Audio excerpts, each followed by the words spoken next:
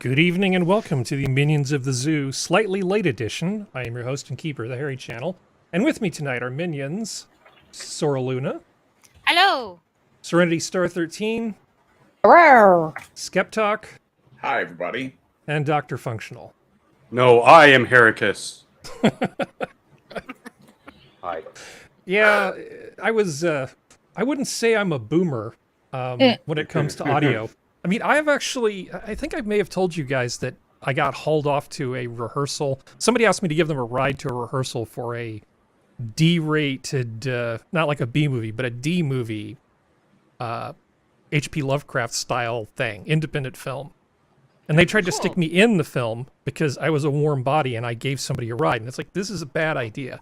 You guys have heard me trying to just read articles off of CNN. That's how I deliver lines. I am not an actor. Not going to happen. But I ended up weaseling out of it by becoming their sound engineer. So I am reasonably competent, but not tonight, apparently. Anyway, enough about me. How was your day, Serenity? It was good. Good. Nothing major. I played 7 Days to Die. That was it. Okay. Fun. Woo. I think you've played it for more than 7 days. Is there an issue yeah. that you having a problem with it? No, it's mostly we just got to keep rebuilding the horde base because we keep getting screwed. I actually don't know anything about the premise of it. It's just a zombie game. You get a horde that comes on the 7th night of every 7th night. Mm-hmm. And then you have to fight the horde because they just keep coming till daylight. It's like Minecraft, more zombie focused. Or an IRS audit. Or my old singles existence. every 7 days. Yeah. Hey, Functional, how you doing? Hanging in there? I was not feeling so hot all day, so I just kind of stayed in bed. Well, you can just take it easy. We're going to require very You little. can't tell me what to do. My body, my choice. All right, we'll do jumping jacks. I'm going to mute you though if you start breathing for me. We don't know what you're doing. Okay. Wait. Sora, how about you? That's the way I like it. Oh, Our other I Canadian. took the morning off to not do anything, and then I also played 7 Days to Die. Now I'm here.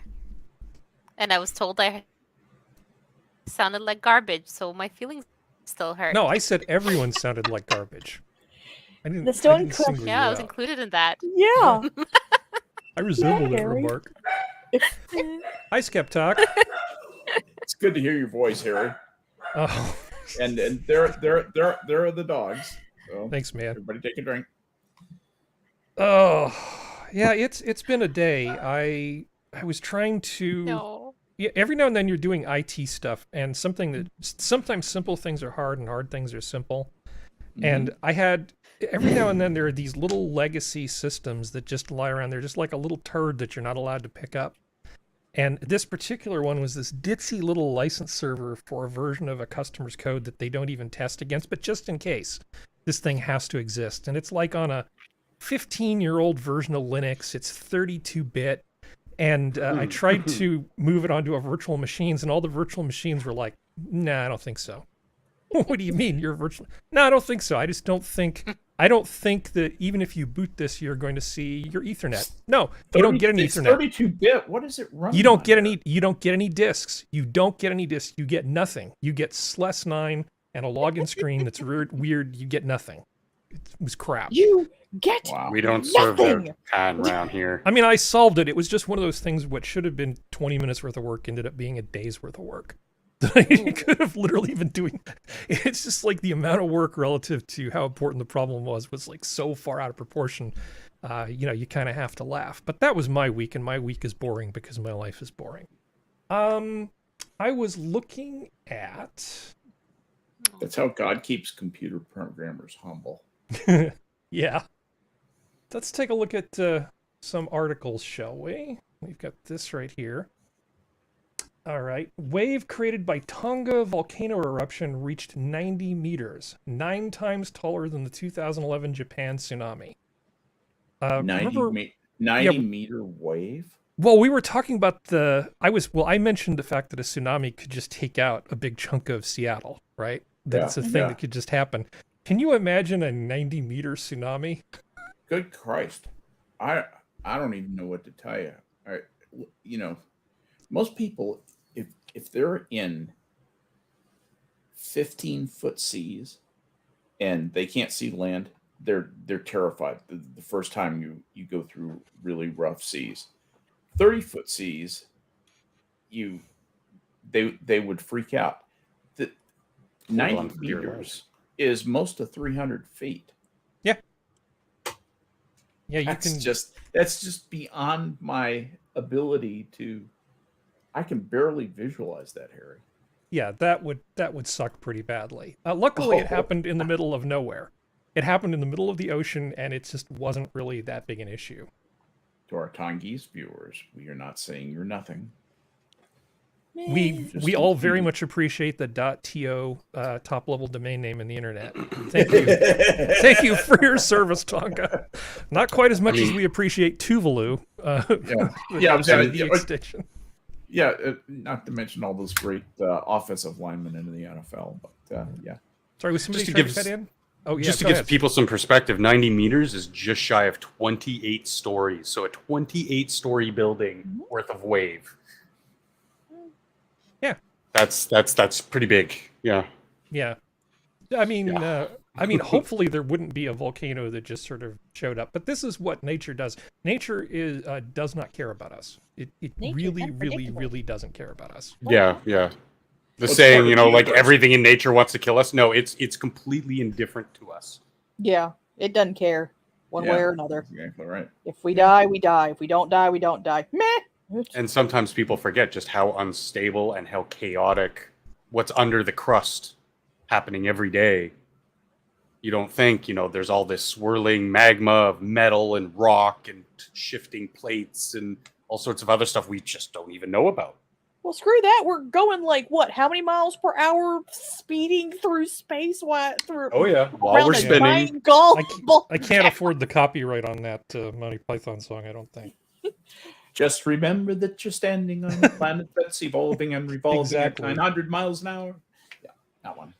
That I one, mean, also yes. there was the study. We talked about it in a past night where it was like the study was saying that there was the possibility that us cleaning up the air and everything like that was actually making weather worse because it was going back to the way it was, not how it was, like that kind of thing. Well, yes and no. I mean, particulates are troublesome in terms of the models.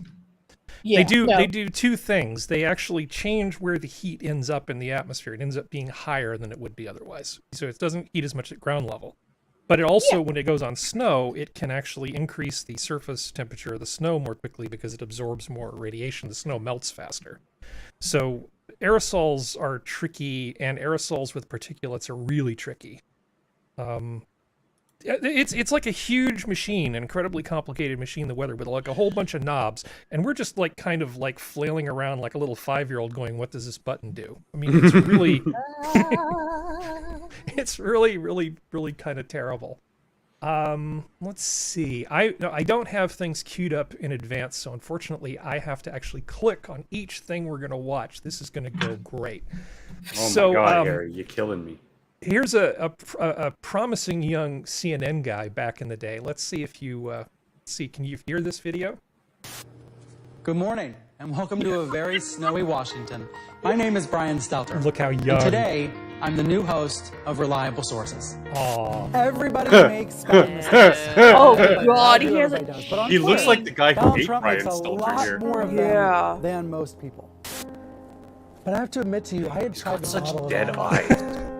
I guess I How was could trying they to be stoic cancel for my this wife guy? and kids. I was His, so worried about family members and friends who He looks so risking earnest. losing I don't their like his jobs voice. because they lost their jobs. Yeah. Mark And that's when Dice's the voice tears is better. I have a picture of him Whenever in his anyone asks me culottes about- at his Okay. home computer. That's enough of that. he has no I'm gonna- neck. I'm going to say one thing, and I'm going to hand it over to you guys for a little Brian Stelter love fest free for all. Okay. Scott Adams, I thought, had the most amazing take on this. Now, a lot of times, Mushroom McMicrodose doesn't have a great show, but sometimes he really has some great observations, which is why I keep listening to him. Yes, he that's pointed out also that- why I do too. He pointed out that Brian Stelter is the first guy, a high-profile guy, to be fired from CNN where no penis was involved in the controversy whatsoever. Not that we know of. It's not. I mean, if you look at like Cuomo and Not you bloody know, likely. all the and Tubin ended up leaving. All the other people who had to leave, that would all had something to do with their dicks. But Brian Stelter managed to get fired the old-fashioned way: low ratings and incompetence. It's because he's a eunuch. So, who would like to take point on this?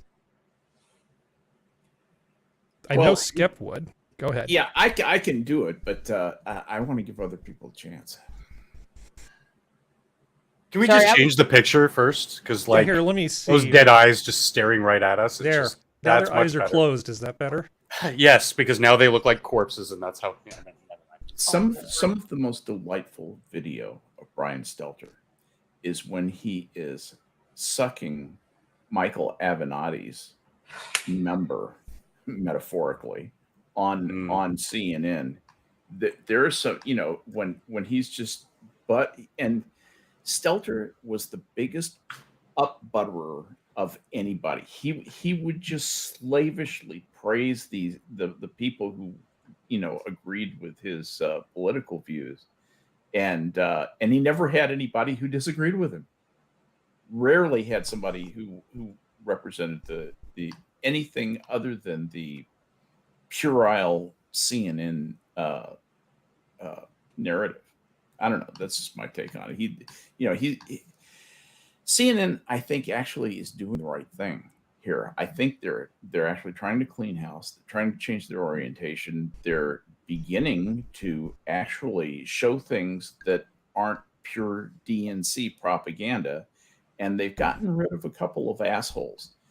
Whether or not they have the courage to do the same, to get rid of some of the assholes who are members of underrepresented communities, is another matter. And not bloody likely, people are saying, but it could happen.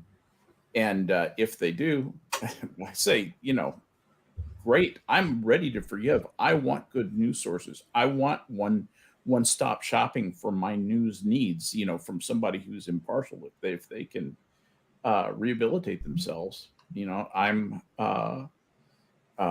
wish them all the best. Do I think they'll do that? Absolutely not. No. My expectations are fairly low. Serenity, do you have any opinions about this man? I'm interested to see where he ends up after this. If he's I going to think go be at the same place that Cuomo's at right now. Yeah, what was that thing that Cuomo moved over to? It's like the left's version of OAN or something. Let me look. I mean, I was just curious. It doesn't really matter all that much, but it's some smaller network, but they seem to have money to throw at things. Someone, another big name went to it too. And I can't and it was, I think it was because he was on their show, and it was News Nation. News Nation. Okay. Yeah, he went to News. That's it. News Nation. Yeah. Yeah, because I was like, what the fuck? And there's another big one. I think they either left CNN or they left Fox, who also went over. I'm interested to see if Stelter ends up there, because they went for Chris Cuomo. Dan Abrams live. Damn, That's that what he one. was on. Dan Abrams was the one who went over to News Nation. News Nation. Okay. Do we have? Oh, maybe Alex Jones will hire him to be his pool boy. I wasn't very politically conscious back then, but I do remember Bernard. Help me with the last name. Clab. I don't know. The original host of Reliable Sources wasn't that bad that I remembered. Again, I just wasn't as conscious about that stuff back then. Didn't suck up enough. Bernard Kalb. Kalb, Kalb. right. Yeah. Whatever. I might see him at the Hill, because they seem to be drifting off away from the more. It seemed like part of the crew was trying to cling on to the center, like they were being swept away by this wave of wokeness, and they were holding on for dear life. And then with the firing of Iverson, I think that they're just like, I just watched them the last 2 weeks, and it just seems like they're floating off to sea in that sea of wokeness. And I'm like, I can't even watch The Hill anymore. I used to watch it because it was less offensive to all of my senses, all 12 senses, than CNN or MSNBC. 12 senses? But I could still, you know, you just have to be there, Harry. But It's like 12. yeah, exactly. I'm more human than human. You're making me lose my train of thought. Oh, right, The Hill. So I think that they might become the new CNN. The Hill? If that kind of makes sense, The Hill.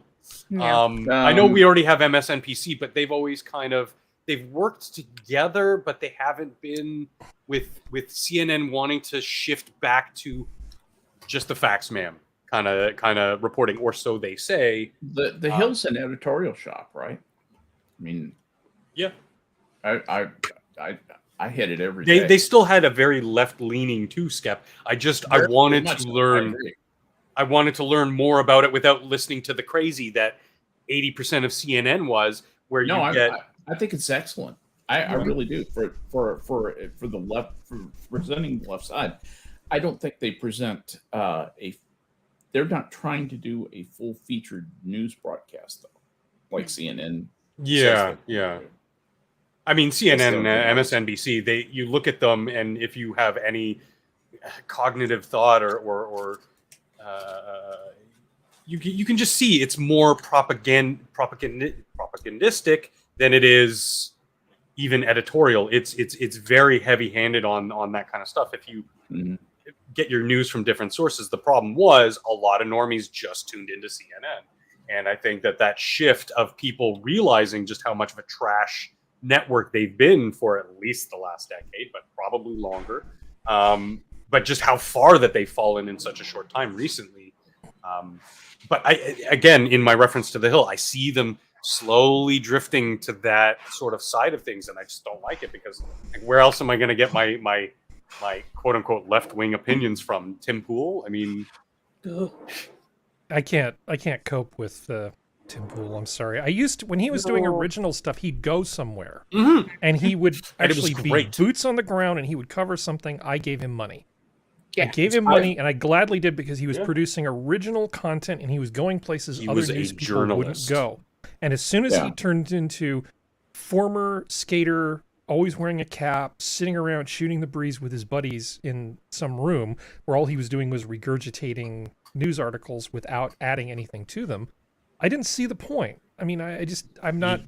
You want to hear something great, Harry, now? Sure. Because he started timcast.com or whatever, his own news site, he's now being self-referential. So he'll bring up articles from his own news conglomerate thing that he's been setting up and talk about those. He won't bring up stories from like other places anymore. It's now from timcast.com, we have this news story. And it's like, oh God. I hope he doesn't pull a muscle.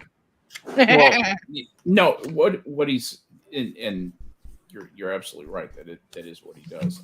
First of all, full disclosure, I've met and had a long and warm conversation with Tim Pool at MythCon, and he's a very personable, very warm person.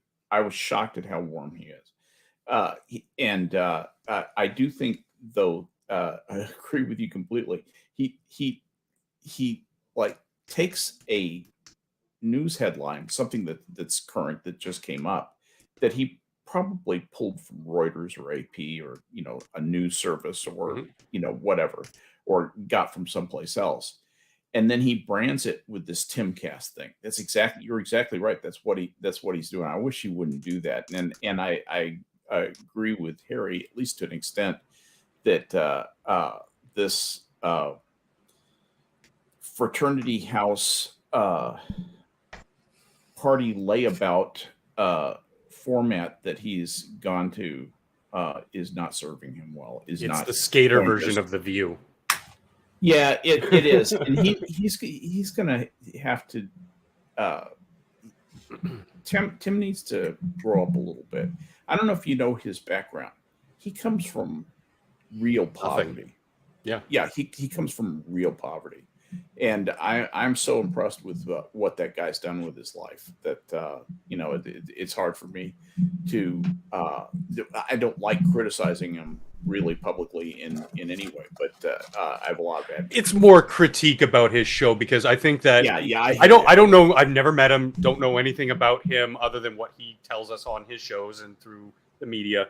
But he reminds me of like some of my closest friends growing up. I think he and I, on a personal level, would get along famously. I used to believe in him. Like Harry said, when he was a journalist, when he was doing real work, I had the utmost respect for him. And I kind of feel, as a fan of his, a little betrayed that he's gone so far off the beaten path that, if nothing else is on, I might have him on in the background when I'm painting now. But before, I used to actively pay attention because to me, he was sort of like Joe Rogan light, He was more laid back, people closer to my age, just shooting around, talking about the events of the day or anything that they wanted to talk about. And I kind of was like, okay, it's a little different than his boots on the ground journalism, which we need so much of these days. But now it feels less. He's too busy substantive to do that anymore. Yeah. I think that's his downfall. Is that he wanted to have his fingers, his literal fingers, in too many pies at once that he can't. Go ahead. They say that business life and managerial life pushes you to the level at the lowest level at which you are incompetent, and then you hang there. And I think he's hung up there right now. I don't think he's running his show very well, and I'm afraid he's going to get bit. Yeah, I mean, maybe he'll have a return to form in some sense after he's done with the stuff that he's trying to institute, his payment processor that he's working with Dan Bongino and his Tales from the Inverted World and all these other shows that he's got going on. Because it's smart to diversify. I'll give him that, but it's complicated. Exactly. Yeah. Anyway, so I looked up the ratings for CNN. Yeah. Okay. And Fox News is on top at 2.116. This is for July. 2.116 million viewers in prime time. Is this overall demographic? This is overall. I'll get down to the demographic here in a second. Okay. That's down 1%. This is Forbes, so of course they have to point out it's down 1%. MSNBC was second with 1.295. Wow. Which was down 2%. That's a sharp drop. Oh, wait for it. I'm sorry. What was that last one? MSNBC was how many? 1.295 million. Are you kidding? That's down 2% from this time for the month. Yeah, views for the month. MSNBC. Yeah. Is that is that views or viewers? Well, that's viewers. Sorry, this viewers. this is I mean the units don't matter quite so much. This is relatively speaking. We're seeing that Fox has kind of a commanding lead. I think if you add all of the others up, they are almost equal to Fox, aren't they? Well, CNN is distant third at 731,000. Right. Viewers. So if you add CNN and MSNBC together, they're about 200,000. Yeah, they're within spitting distance of each other. But even looking at the individuals. Go ahead, Scott. Sorry. I just went directly to Nielsen. Here are the 10 most watched cable news shows for June 2022. Fox News 5 p.m. with 3.142 million. Fox News 8 p.m. Tucker Carlson 3 million. Fox News Jesse Waters 2.5 million. The number in fourth place, Hannity with 2.5 million. Fifth place, Fox News Special Report with Brett Baer 2.3 million. Sixth place, Fox News The Ingram Angle at 2.124 million. MSNBC holding down seventh place with the Rachel Maddow Show at 2.124 million. Okay, which is less than 2/3 of what the 5 is holding down in first place. 8, we go back to Fox News. Gutfeld, 1.952 million. 9, Fox News, outnumbered, 1.7 million. Number 10, Fox News, America's Newsroom, 1.566 million. I see a pattern there. I'm not. Yeah. I'm not a smart guy, but I see a pattern there. Yeah, there is a pattern. Thanks for going right to those sources, because that's what I was. I mean, great minds again. Yeah. Or idiots never differ. You know, whatever. Yeah. I was going to say, because the individual shows are what really matters. The big draw names, reliable sources, Mad Cow, Stab and Joe Scarborough and Mika, with Morning Joe. All of these shows have just been nosediving in their ratings. Yes. Yeah, because they don't have Trump to use as a lightning rod for all of their crap. Trump was good for CNN. Trump was great for CNN. It gave them a reason for existing, and without him, there's really no reason for them existing. They're not even MSNBC's on life support. They're not even the airport channel anymore. It used to be you'd go to the airport and there'd be these TVs, and all they would show would be CNN. Now there's like a whole separate airport network because they didn't want to pay CNN for that. That's how bad you are. You can't even give CNN away for free in the airport. Guys, I just have to tell you something. This is just remarkable. I'm going through the raw data or not raw data, but it's kind of a middle aggregate data that Nielsen does if you subscribe to him. And the first place that CNN comes in is in 28th place. Oof. 28th place, and that is Anderson Cooper. Oh, God. And he has 0.8 million. Wow. Yeah, Wow. 0.8. I read a story not too long ago about some airports were even doing just local stations because with the connectivity of the internet, they can have the more international stuff on a ticker on the bottom and occasionally cover that stuff, but more just local stuff, what's going on in the community in that state or province or what have you. And I think that was a good choice on the part of the airlines. Yeah. Too bad, so sad. Bye. Don't let the door hit your bald do you want ass to talk on the way about out. Sam Harris? Oh boy. Because that's the next thing. I even made a banner for it.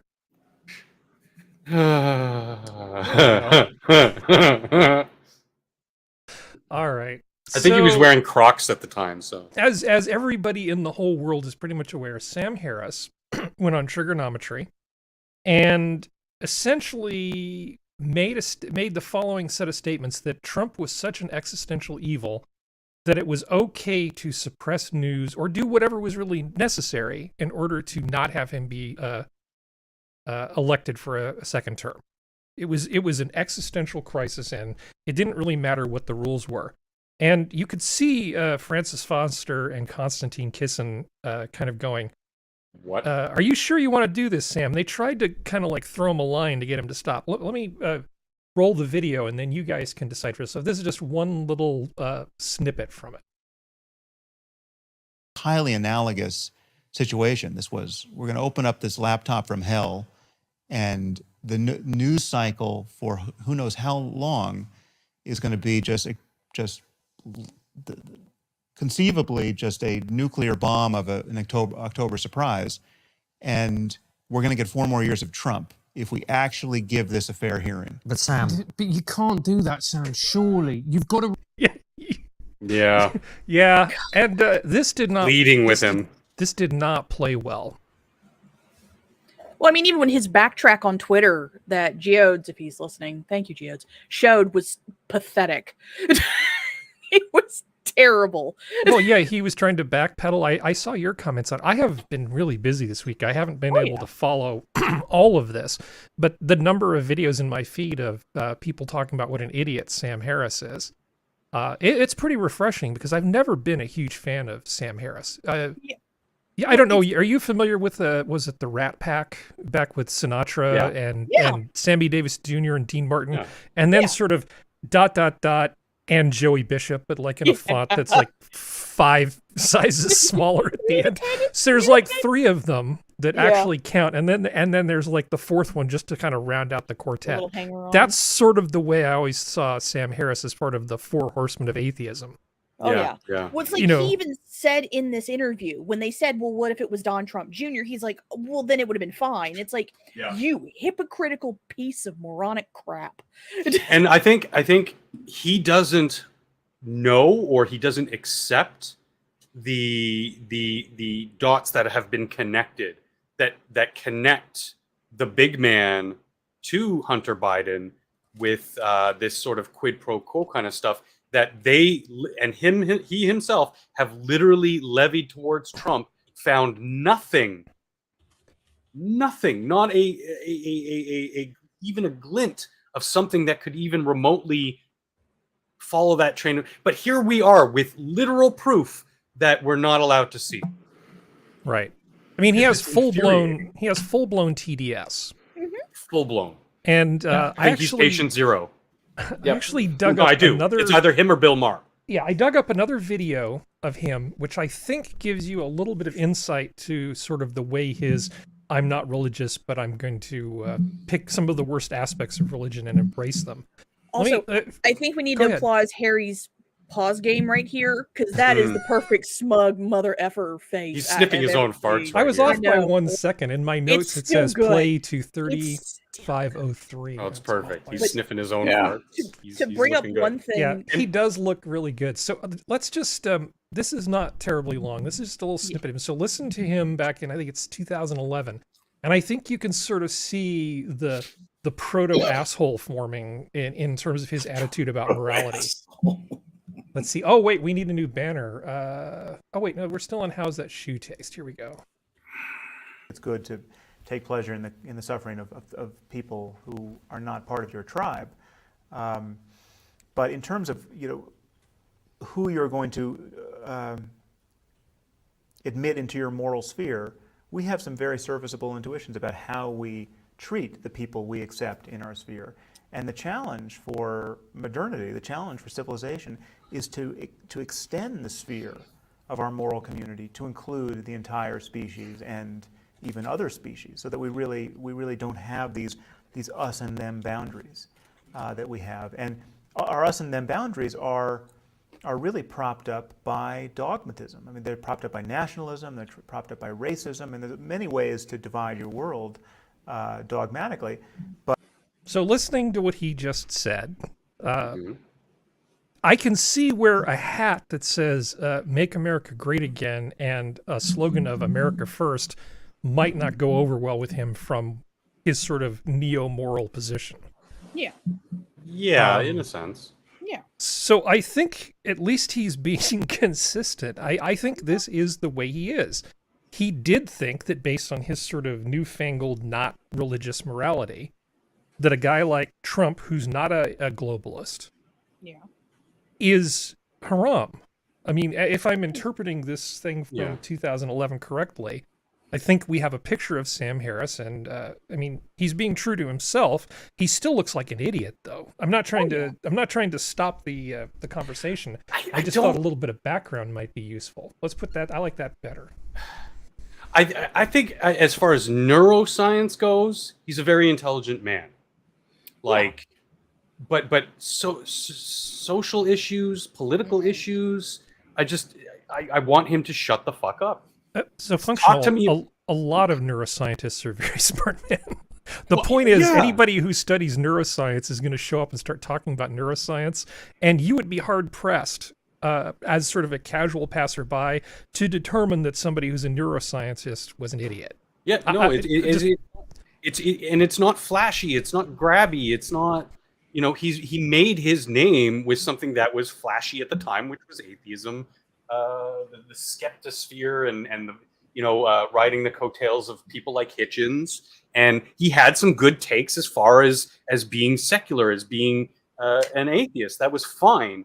But then he started going on, and people wanted to hear what he thought about this and that, and it's like, oh no. And you don't have to like everything about a person. I'm sure even my friends on the panel, we would have things that we would disagree on, but the things that we do agree on outweigh the rest of it. Like, none of us are psychos or crazy people that we would not want to associate with. Speak for yourself. Yeah, I know I'm hard to get along with, Skep. Just bear with me. I mean, that's what I'm trying to answer. Hate Camel asked, like, why do people say he's smart? Because he is smart in some things. He's got a very laser focused wheelhouse that he's really good on, but the rest is just like, take it or leave it. And I'd rather leave it. Yeah. I know a lot of smart people, and I can tell you that Sam Harris is. I mean, he's smarter than average, but I don't really consider him to be a great thinker on the stage of human. I don't know. Maybe it's that he's too much in the thinker, not enough grounded in the practical. Because if you were practical about it, you would be, as an American, America first. Because the rest of the world does not share your sense of morality on 99.99999% of the things, Harris, Sam, whatever. You have to realize that given the chance, a country like X, Y, and Z would destroy you. Yeah. Given the chance, something like Ethiopia would love to conquer America. China would love to conquer America. In taking care, like he uses the analogy of this bubble, this sphere, to that slowly expands. But in practice, he wants it to already be expanded. He wants us to be a global, unified human race. And it's like, dude, you were just saying 10 years ago how the sphere has to slowly expand. You can't just poof, there we are, Star Trek, unless there were some outside force like, alien invasion. A lot of people have thought and philosophized that would bring human race together as a cohesive unit, but that would be tragic to lose, to fight an intergalactic war kind of thing. That would be tragic. We'd lose billions of people. I feel like I owe Sora here. Sora, are you still with us? I am. Your internet's being. I feel like I owe you something. I'm gonna do something. I'm gonna do something nice for you, Sora. Here we go. Here's a video. I think you're gonna like this. But we begin tonight with an alarming experience on Belle Isle. The popular giant slide shut down the day it opened when speeds became too dangerous. Good evening and welcome to Connection News at 11. I'm Carolyn Clifford. And I'm Dave Llewellyn. Much of what took place earlier was caught on camera and is now gone viral. 7 Action News reporter Simon Hellcat getting answers. Michigan. Let's go. With an alarming experience on Belle Isle. The popular giant slide shut down the day it opened. Sora's dying. I was going to ask, was it shut down for gunfire? No, but there were people making remarks about how this is just like Class Action Park in New Jersey. Yeah, I heard about that place. Yeah, that's let's just mute that and let's just watch that again. Wee. Oh, that is so awesome. It looks fun. I'd love to try that, actually. I know. I'm almost 70 years old. I'd be on that thing all day. And I guarantee you those kids, Skep, they got down to the bottom. They're like, let's do it again. Yeah. Well, eventually your butt is numb to all the pain, so you'll be fine. Right. I'd be more worried about my back, but okay. Back. Nice one, Harry. Oh. Hey, functional. The topic here, I have a title for it. It's just one image, and the title is "You Had Me at Cheese." Yeah. What do you think of this? Well, at least there's some carrot in there. Cheese salad. Yep. Ingredients: American cheese, carrot, no, garlic, Parmesan, and mayonnaise. No. Oh, that's so gross. No. That is evil. That really is evil. That's diarrhea. Yeah, exactly. It passes through largely unchanged. I have no idea where the net cost market is, but they should cast a wider net for quality. Yeah, that there's just nothing to commend that. Well, originally it said break, and it was just going to say break. Because they're in Pennsylvania. Yeah. In New Jersey. Oh man, is it too late to kick them out of the union? I don't know. They signed in the original one. Don't tempt people. Okay, let's see. The next thing is LA City Council votes to ban homeless encampments. There's a little more.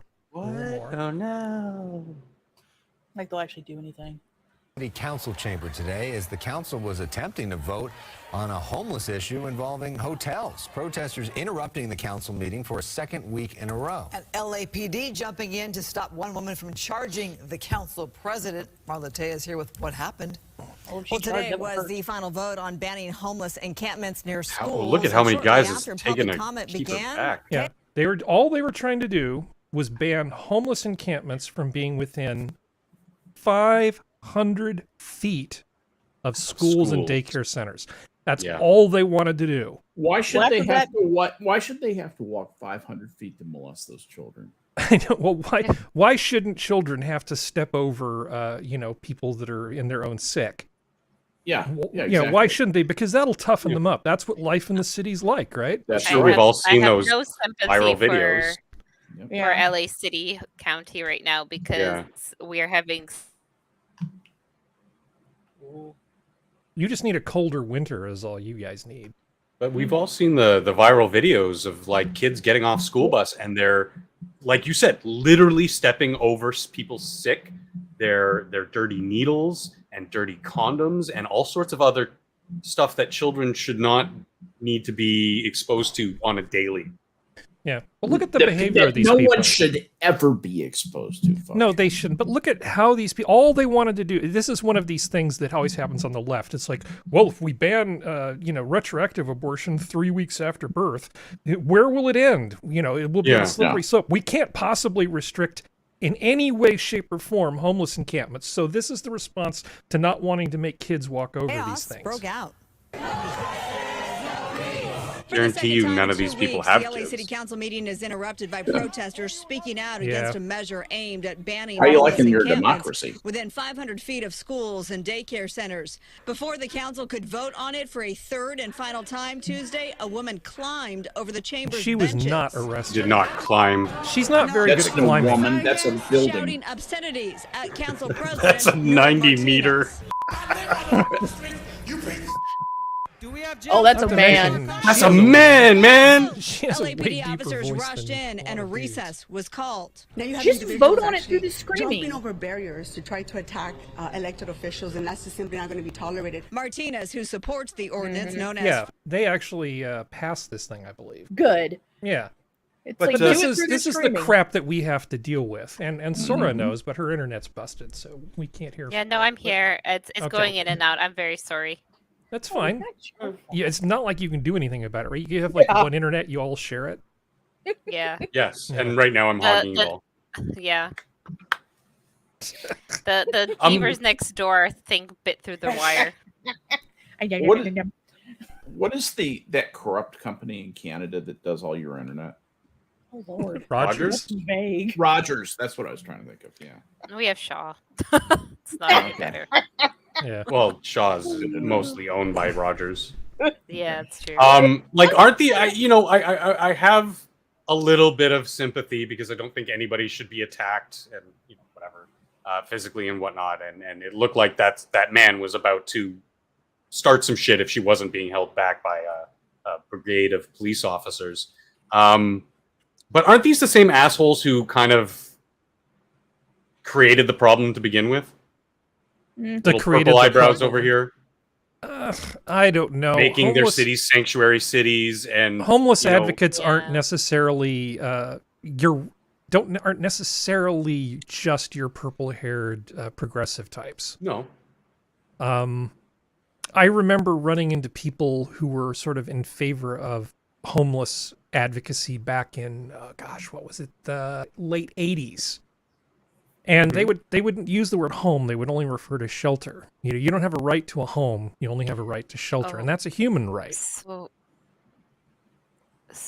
So also, sorry to interrupt, but I just remembered they're not called homeless here anymore. We call them unhoused. Yeah, unhoused. Oh wow. So yeah, we can't call them homeless. Did you say anymore. unhinged? 90% of them. Unfortunately, sadly. Also, thanks to our government. Harry, I'm not entirely. Oh, sorry. No, go ahead. No, we got functional. I'm not entirely, you know, dispassionate to the homeless thing. Like, I even protested in the early 2000s because we had something similar here, but it was a huge area of downtown Toronto that wasn't being used for anything. And the police just came in and swept them all away and would constantly do this. And it's like, well, they're not near anybody. They're not near anything. In fact, they're living by the side of a highway. What harm are they doing? You're only, and this is what happened, you're only forcing them to go to other places in the city, like the suburbs, like more quiet parts of the city, instead of having them in one area where you can, and this might be a little bit, you know, matter of fact, but where the police could keep an eye on these people, because as we know, it's not everybody who's making a conscious choice to live on the street. There are some people who are just, you know, they fell between the cracks of the system and they've got mental issues and drug issues and blah, blah, blah. But my point is that they too tend to need an eye to make sure that they're not doing what they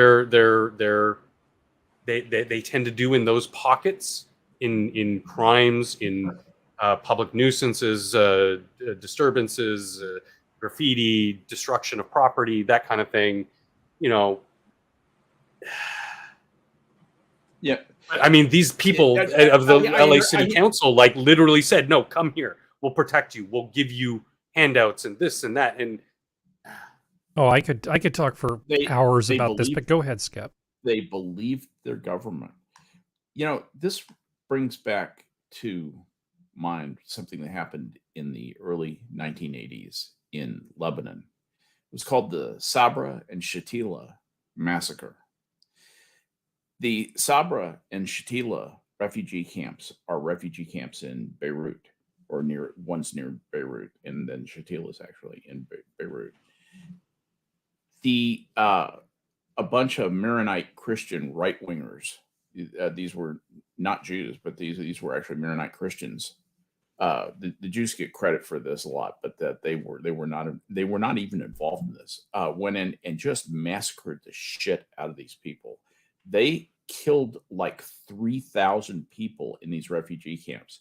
Here's where I see this going in the United States. I think we're going to develop refugee camps. The refugee camps will be filled with homeless people, and when you go there, you're like a putted golf ball. You're in the hole. You're not getting out of that hole, not on your own. And it's a this is a desperately serious situation.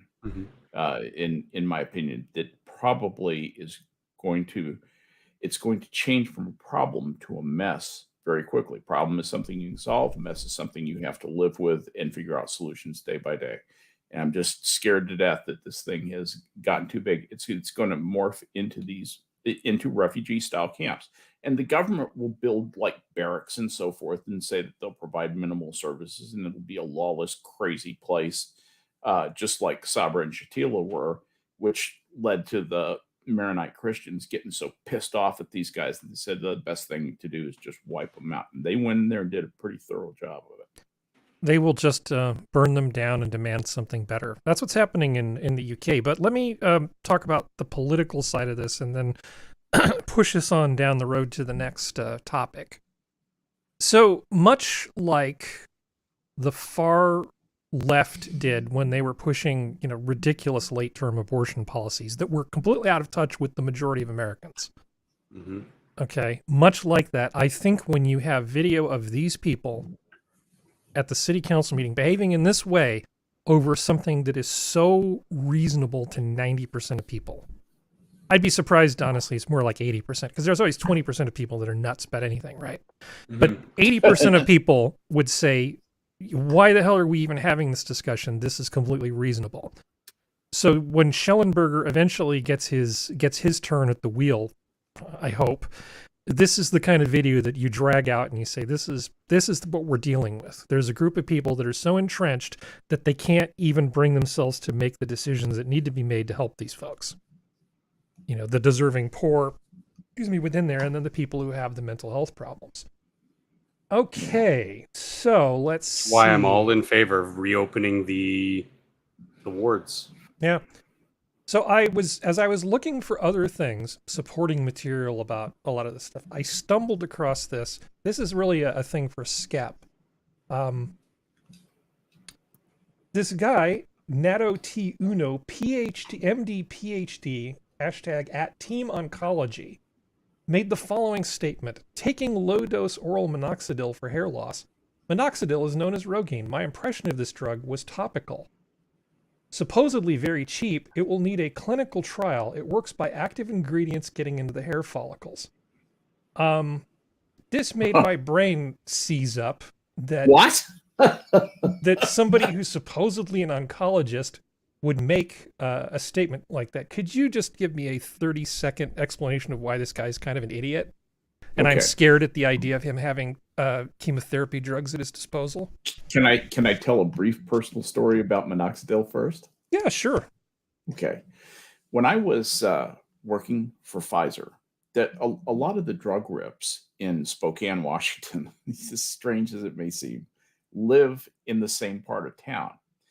And the guy, I was the Pfizer technical rep, and one of the sales reps for Penwalt Pharmaceuticals lived 4 houses down from me. I shit you not. And I used to talk to him all the time. We'd see each other at the hospitals, you know, and stuff, be doing a talk someplace, or, you know, talking to a bunch of doctors. And we saw each other all the time. We used to laugh and say we should commute together. And I was talking to him one day, and he said, "You're not going to believe this, but you know, this antihypertensive we've been selling, yes, it grows hair in men." I said, "Bullshit, does not." And he said, "No, I'm not kidding. We're going to get the indication. We're going to get the indication to grow hair." And I said, "How does that work? Is it systemic?" He said, "No, it's topical." Because this is a drug that when you take it internally, it normalizes heart rhythms and does a lot of good things, lowers blood pressure, and can potentiate diuretics, which makes them work better and all that stuff. Mm-hmm. But it actually is a what breaks me about this is how the hell can someone who understands this class of drugs, which you have to take this stuff in medical school, you have to study this. How can he not know about this? Was he drunk? And we've done the studies. We've done the studies. Yes, he's talking about it like we haven't studied this shit to death. Holy shit! Look what I found out. Yeah, dude. You know, aspirin. The conversation that I had with my friend. What year do you think that was, Harry? I'll tell you. It was 1980. 1980. Yeah. 80. Mm-hmm. Enough said. Yeah, this just broke my brain. Anyway, this isn't really super important. Let's move on. It reminds me of like that post on social media from like your great aunt or something. Wow, I didn't know they made sour Skittles. Like, yeah, Auntie Jenny, they've been around for about 20 peanuts years. and M&Ms. M&Ms, I was just gonna say that. All right, here we go. Moving they have on. a Coca-Cola Classic now? Be afraid, Okay, Harry. Minneapolis Teachers Union contract calls for layoffs of white teachers first. I mean, in a nutshell, the Minneapolis Teachers Union, they went on strike, and for all the normal things that teachers go on strike, but they said, but if you're going to start firing people, why don't you get rid of some of the white folks? That seems like a great thing. I'm trying to imagine how such a contract is even legal. Even in the framework of social justice that we have and civil rights and affirmative action, how in the hell could something like this stand up under contract law? Well, it's blatantly discriminatory. Sora's saying something. Sorry, Sora. I say do it and allow and then have a class action. Yeah. Or better yet, if you're a good teacher, you know, maybe look into the private sector if that's not hiring. Just say fuck it. This state doesn't need to have well-educated children. Obviously, they don't care. The teachers union doesn't care about education, so why bother? Yeah. Anarchy. Well, it's not just the Free teachers, for all. Sora. The problem is it's also the support staff, the administration staff. Yeah. So like, it's so disgusting to see it. The wording specifically in the rationale behind this proposed contract was not just because of the racial inequities of the past within the education system, but within society. So these people who did nothing wrong have to pay for the crimes of a few from generations ago. It's racism. That's what it is. It's all about revenge. Go ahead, Skep. I'll share with you the subheads that are in the Daily Mail's article on this. Lawyers are now saying that a teachers' union's plan to lay off white teachers ahead of people of color is illegal and unconstitutional. That's the first point. Second point, I'm going to skip that one. It's illegal. Third point is it's illegal and sets our country back decades in race relations, said Kimberly Herman, who also said that the Supreme Court has been crystal clear and the new contract will be easily ruled unconstitutional. And so what does Minneapolis Public Schools say? They came back and defended the upcoming contract, saying it is a remedy for the continuing effects of past discrimination. And we need Prospero here for this, but when you have a civil action, a remedy for some tort or some sort of harm that's been caused, and you're the respondent in a civil action, that's a legal remedy. This is not a legal remedy in the sense of the term remedy. Like I said, my halting understanding of that is. Well, I just know that that's a complete misuse of the term remedy for the continuing effects of past discrimination. And that's their official statement on this. Well, if you if you think about this, if they're going to have to start downsizing, right? Why would they have to start downsizing? Well, it could be because people are going to private schools or they're homeschooling or they're going to charter schools. There are a lot of reasons why you might not want your kids in public school. And as those kids exit, they're going to have to let some teachers go. And as they let those teachers go, they're going to take a bunch of the white teachers and kick them out. And where are they going to find jobs? Probably teaching the same kids that left in those other schools. This seems like it's almost an own goal. It's like, oh no, you stay here in the shitty school where nobody wants to be.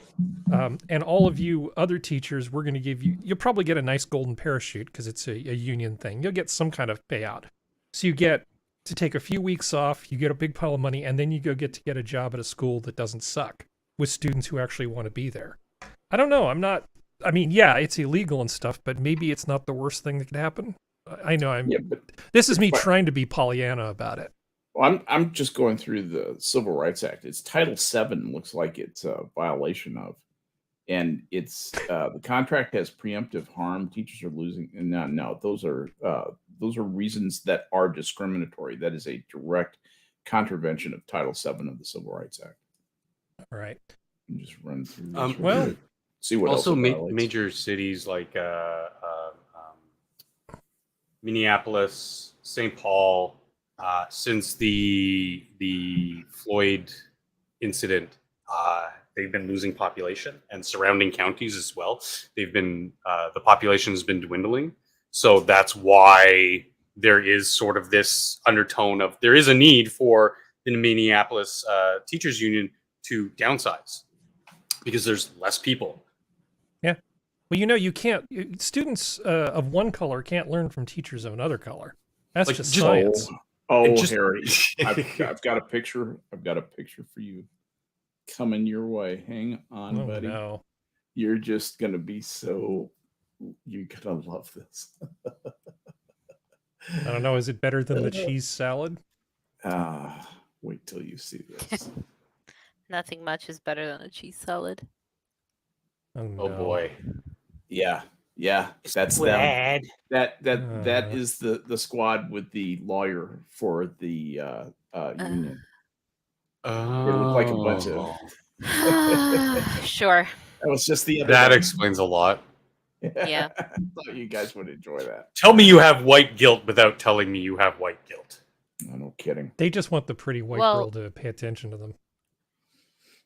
Tell us we matter. Tell us we're pretty. And she can be there, and then she can say that she has, yeah, I have black friends. They're right here. Damn it. Sorry, Sora. I feel like I stepped on you there. Oh, no, you didn't. No. Who avoided Benifer's big day? Don't know. All right. Let's see. Back to our regularly scheduled content.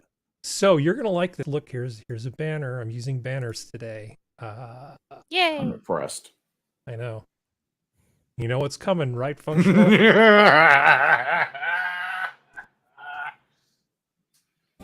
Okay, TikTok, I really need your help here on this one.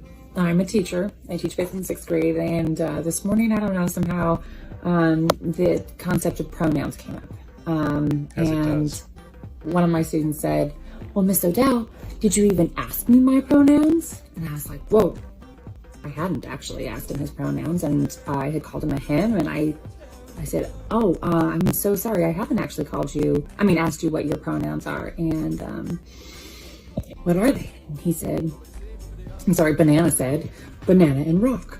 And I was like, dude, no, like, don't mess around. I was actually really upset because I thought he was making fun of it. And you can't be banana kin and rock kin at the same time, can you, Serenity? Yeah, you can. Depends on how much gender fluid you Okay, have. here we go. Leave this kid alone. I'm gonna let Miss Odell. Rock Miss is Odell explaining here. banana selves. Oh yeah, identity. banana self, rock self, and banana. I'm gonna let this woman 9 struggle and with the 10-year-olds concept hate because you could tell she's being confused by a fifth grader. And in fact, I'm still pretty sure he was making fun of it. And but they all agreed, no, like you can choose anything. Banana, rock, if you want banana and rock to be a pronoun, banana and rock's a pronoun. Is it? TikTok, tell me. No, it's her not. entire class of 9 and 10-year-olds trolled the ever-living F out of her by saying, yeah, that's what the internet says. You can be whatever you want. Anything at all. Yeah. And they were entirely making fun of her. It was so good. Oh, it makes me happy. But never ask love to see TikTok it. for advice. Always Ask ask the internet TikTok for anything. advice. Ugh. Unfortunately, this is low enough resolution. I can't see if she has crazy eyes. She seems like she's not as bad as some of the people that are highlighted on, libs of TikTok. Yeah. But the fact that she's even asking this question, that she's puzzled by it in some sense. Yes, he was having fun at your expense. Yes, he thinks that the fact that you would even go along with this is stupid. I could explain it for you in more detail if you want, Ms. Odell. It may be that the mutation's in an early stage. That's why she appears normal for now. Yeah. She'll degenerate very quickly. Oh, I wish I were an Oscar Mayer wiener. That is what I truly like to be. I like My that thing with, was it Homer Simpson in the bath? My baloney has a first name. It's Homer. And then pause, because he can't figure out the next part. He says, my baloney has a second name. It's Homer. Oh. Man, The Simpsons used to be hilarious. Wow. Yeah, used to. Like what we were talking about before with the Trump thing and that group of people's sort of obsession with it, CNN's obsession with it. It's like that Halloween episode. You want the monsters to go away, don't look at them. Well, I'm trying to space the light stuff in to break up the heavier stuff. So the next topic is kind of funny in a sad clown world we're spinning into the drain kind of way. Oh, no. But it's also a little bit rough. So we've had our good laugh. There'll be more laughs after this, and hopefully this won't take too terribly long. So this is a teacher who was sentenced because of abusing students. Here's just a short thing. A hearty Jordan middle school teacher is being sentenced to 40 years in prison after he sexually abused and molested multiple students. That's according to the Monterey County District Attorney. 40 years in prison. We feel pretty good about that. 40 years. That seems like a good number. It's like it's got a nice heft to it. It's got a nice deterrent effect. California years. Yeah, but this is still 40 years in prison. This guy basically molested in some way 4 different students. And so they decided, yeah, you get 10 years each, 40 years in prison, right? Is that how they sentenced it? Was 10 years? Yeah. And then to run consecutive? Because Yep. that has. As I understand it. But the thing is that you compare that to this story, which came out in the same week. These are both current things that happened in the last week. Okay, I didn't have to go digging through the archives to find these 2 stories. They literally both landed on my desk at the same time.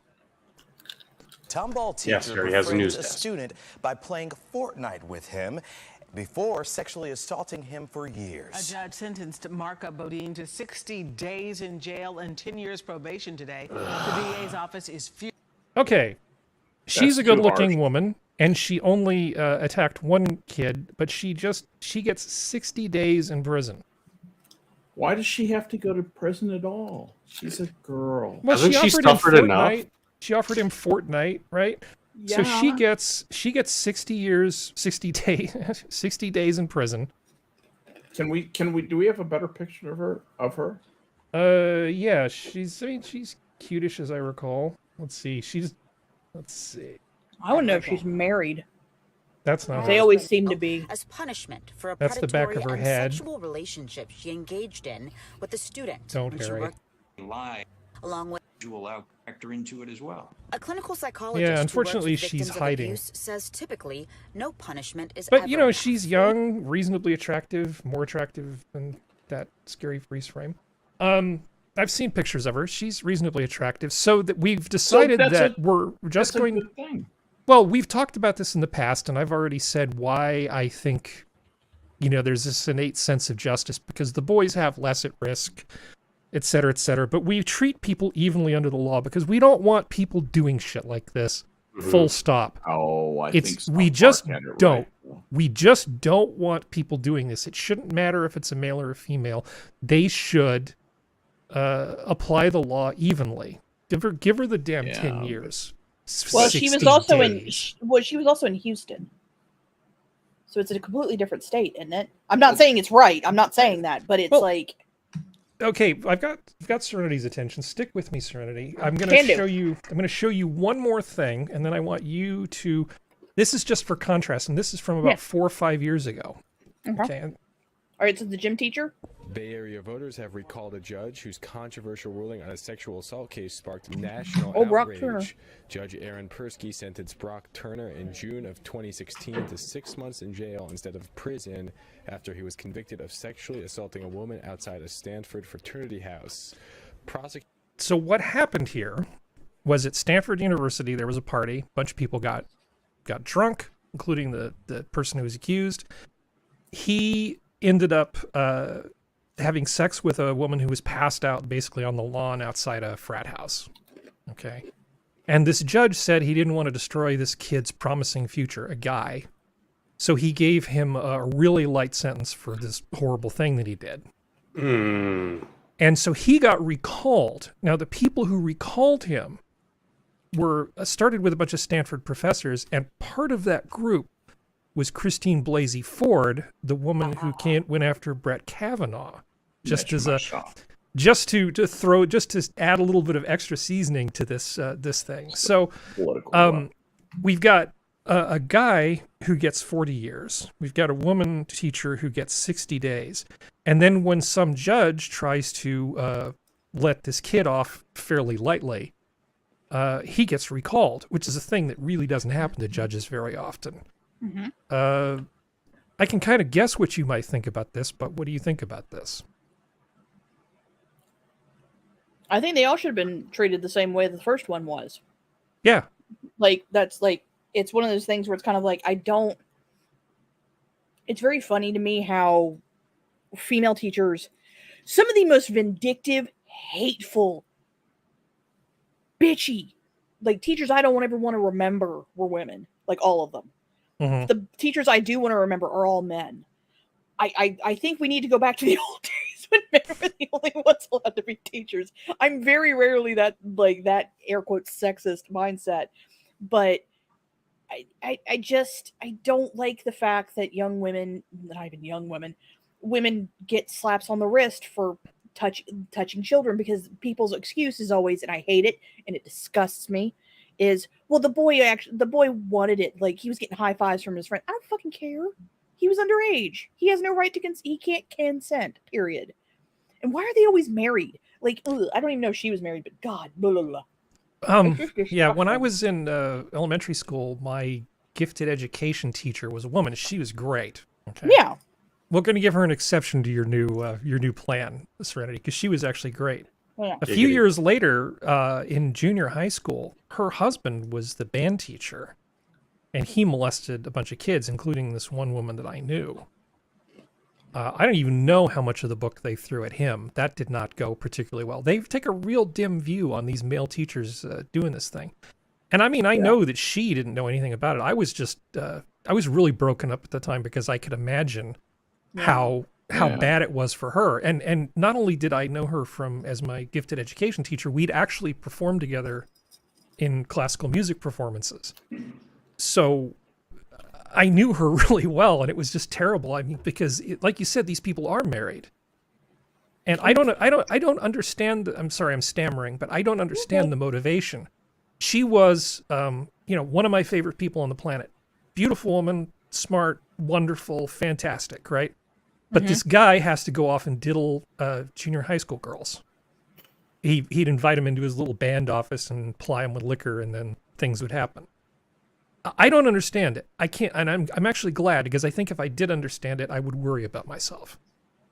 It's unfathomable to me. I don't get it.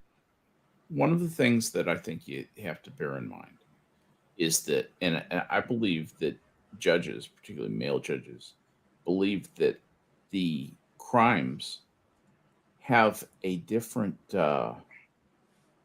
mental state and a different mental process to them, and they see the man as the preying on women as being a worse thing because they identify with it. I think that's the way most men, and certainly most judges in southern Texas, which is where this is happening, I would think that that mindset would hold. They think of a woman preying on a male student. Oh, she's just lonely, probably has a hard time. That they'll cut her a lot of slack. But a guy who's just a horn dog, just like them, that's the way they look at it, and they say, "No, fuck you, buddy. You couldn't show the self-control we all have to show. You go to prison forever." I really do think that's part of it. I think part of it is they see it as their daughter who got molested.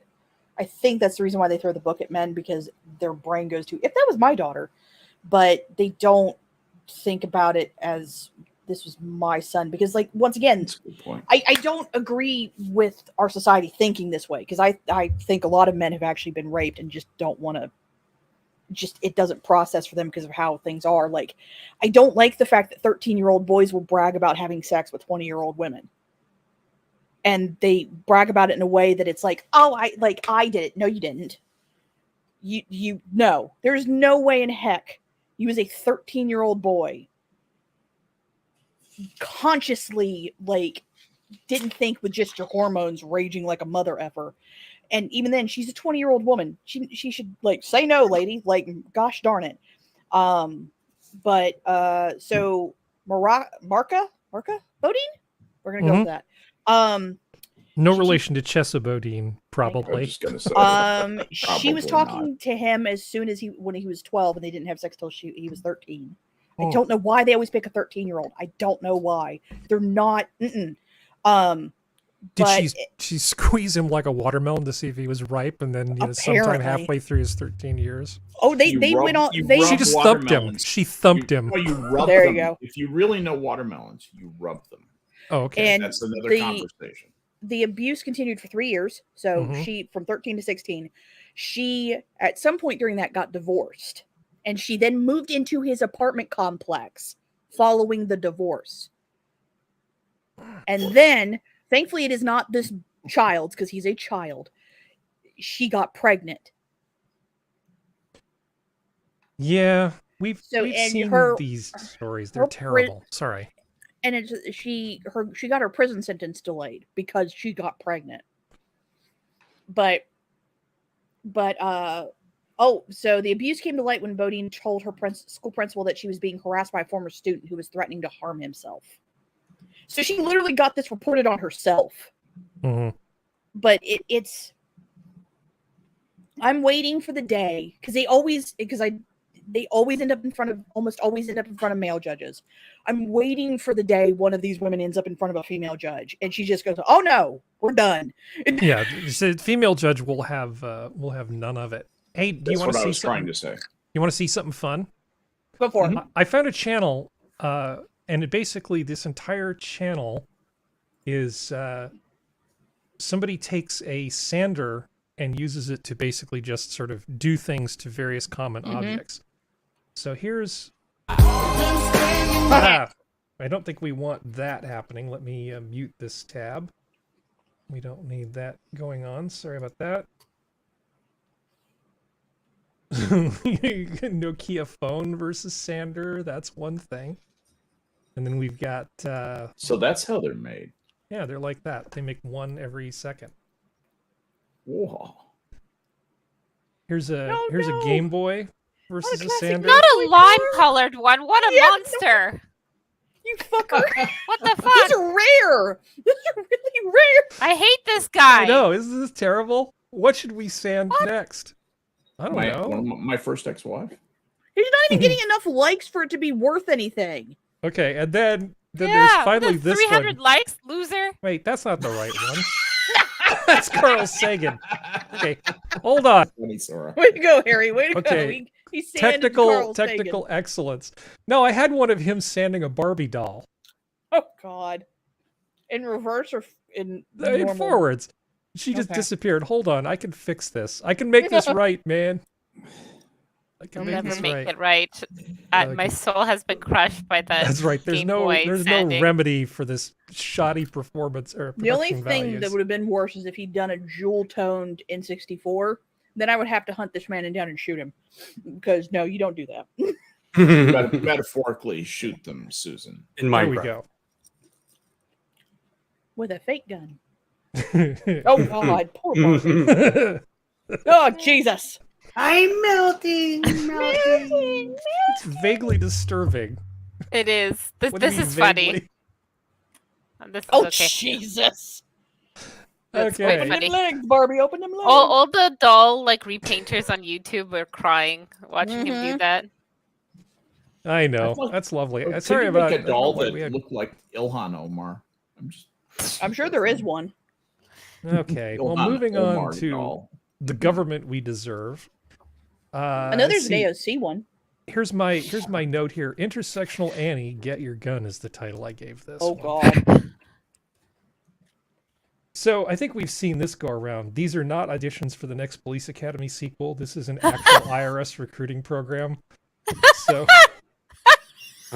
we're safe, I'm so everyone. sorry. Wait. What am I looking at here? you're looking at new trainees for the IRS, and they're teaching them how to handle the guns they're going to give them to come and take your stuff, Skep. This is just No, not no. push Seriously, him over. seriously, what is this really? No, that's what this is. This is diversity at the IRS. They're literally hiring these people and teaching them how to use guns. Like this kid in the wheelchair. This is really funny. I'm so You got sorry. that one? No, it just means they're not going to be able to do anything. Yep. Look at that. We got that guy. And Looks yeah, like line they're showing dancing. how to. Yeah, it's great because this group of people definitely looks like the ones that I want carrying guns and breaking down people's doors. Don't they look well trained, Skep? Yeah, that's real military precision. Jesus Christ. Yeah, I mean, here, if Wheels comes after you here, if Ironsides IRS comes after you, all you really need to do is the same thing you did in Doctor Who for a long time. You just get away from the Daleks by having scares. Yeah. Exactly. It works. I've seen it. Yeah, you don't need 33 steps to stop him. Just use one. According to Assassin of the Grey, it's dated from 2017. That may be true, but Let's I not won't be let facts get surprised. in the way of a. Well, that doesn't make it any better, Assassin. No. No. That if it The is, fact that this was a thing. Stand you know? corrected. Yeah, I thought this tweet is actually current, but yeah, I blame But it's Representative Thomas Massey. Yeah, screw this guy. I just thought it was funny. Oh yeah, no, it's no, hilarious. this is fantastic. Like, I just like taking that in. Do you realize that the IRS will be bigger than the army of Germany? Mm-hmm. Well, if this is who they hire, they need more people. Because, they the first line is cannon fodder. They have to find people first, and everybody's having problems, including the government. If you were in a wheelchair and you fired a high caliber gun, could you basically just propel yourself around the room backwards? I don't think there was actually a spaceship that was designed that way with nuclear explosions, Harry. I know you know. I know. About that. Yeah. The fission drive thing. Yeah, you just build like a ginormous spaceship and just keep blowing up nukes to propel it forward. Oh, delightful. What's the worst that could happen? Yeah, nothing. Nothing at all. Yeah, oh wait, we're pointed the wrong direction. Oh no, we're flying into that moon. Boom. And nothing of value was lost. Basically. Deceleration is a bitch. I don't know. How much do you guys want to talk about this thing? Because do it. I mean, this is basically it. This is a picture of a guy in a wheelchair with a red gun. I'd like to say. Please go ahead. About the IRS hiring generally. I mean, this is ridiculous, and this is just stupidity. The IRS has basically been charged with going out and raiding the cookie jar that is the savings accounts of the middle class and upper middle class. And that's what they say they're going to go after. And the reason that they're doing that is because in our economy, that's where the money is. That's, you can't get enough money from all the billionaires in America. If you took all of their money, 100% of all of the billionaires in America, you took 100% of the money, every one of them, you could run the Department of Health and Human Services for about 4 months. Okay. Then all that money would be spent. It would be gone. You have to have access to larger amounts of money. That larger amount of money is held by the American middle class, because while the individuals may not be rich, they have enough money, and there's 330 million of us, and out of that, there are a number of people who have done well, and that's the wealth that they want to redistribute, and that's all this is. All this is a grab for the money of the middle class, and it will descend, sadly, and this is the cruel part, it will descend into the lower middle class and will really hurt people who and will be a difference maker. The predations of the IRS will be a difference maker in people who were poised for success failing because they were strong-armed by the IRS. Mm-hmm. And these guys can basically do anything they want. You can say, I have a letter here saying that this ruling works this way. It's even got a court test, everything else. All they have to say is, well, we disagree, and they're right, and you have no appeal, effectively no appeal, no realistic appeal. Yeah. This is goddamn fascism right here. You just say, nuh-uh. There's a reason why guys like Al Capone and a bunch of other people, we don't even need to list them all, they couldn't get them on the law, even though everybody knew they were guilty, but they couldn't meet the legal standard. But what do? You just send the tax man after them. Yeah. I'm being legitimate when I say this. I understand they cost money, but legitimately find a good accountant and have them do your taxes. I understand it can be costly for some people, but don't do them yourselves. The best way is to throw someone under the bus with you if they fuck if you have a business, you're going to want that. Yeah. Well, even most people would anyway, right? Well, even without a business, like my family, we've always had accountants double check everything for us, because this way, if anyone tries, it cuts down on the chance, especially those who know the tax department people. Yeah, you want if the likelihood of being audited is going to skyrocket, which it is. Yeah. As I've said previously, I think I should definitely look into buying stock of any publicly traded major accounting firms. Oh yeah, no, absolutely, 110%. I think we already established that Ernst & Young is an LLP, but there's three other big ones that we can choose from. I want the IRS to go public, and I want a piece of that. Yeah, I want a piece of the action. Yeah, giggity. But it's it's one of those things where it's kind of like I wasn't shocked by this, because this is from the Obama rule book. Obama pulled the same pile, not the exact same pile of horseshit, but he basically turned the IRS, allegedly turned the IRS on people he didn't like. So and turned it on the conservative NGOs, the nonprofits, the conservative nonprofits. Yeah, and that's the thing is the thing is that because certain people that are advising Biden are feeling attacked by the middle class, because that's who's turning on everybody, is the middle class. That's who they're going to focus on, because now they need to make them pay, because how dare you question me? I know better than you, you pathetic little plebes, and I will now make you pay. And that's basically what this is. Now, there are certain people. The thing is that what DeSantis did is nothing. That his federal law thing won't change anything. It's not going to stop this. Like he did an executive order that stops certain federal level things from affecting Florida, and it's like it's not going to do anything. It looks good on your term card, honey, but it doesn't do anything. This is there's going to have to be. It's kind of like with California when I asked you that a long time ago, Harry. What's going to be the point when people just go, you know what, fuck you, and fucking thing you wrote in on with you?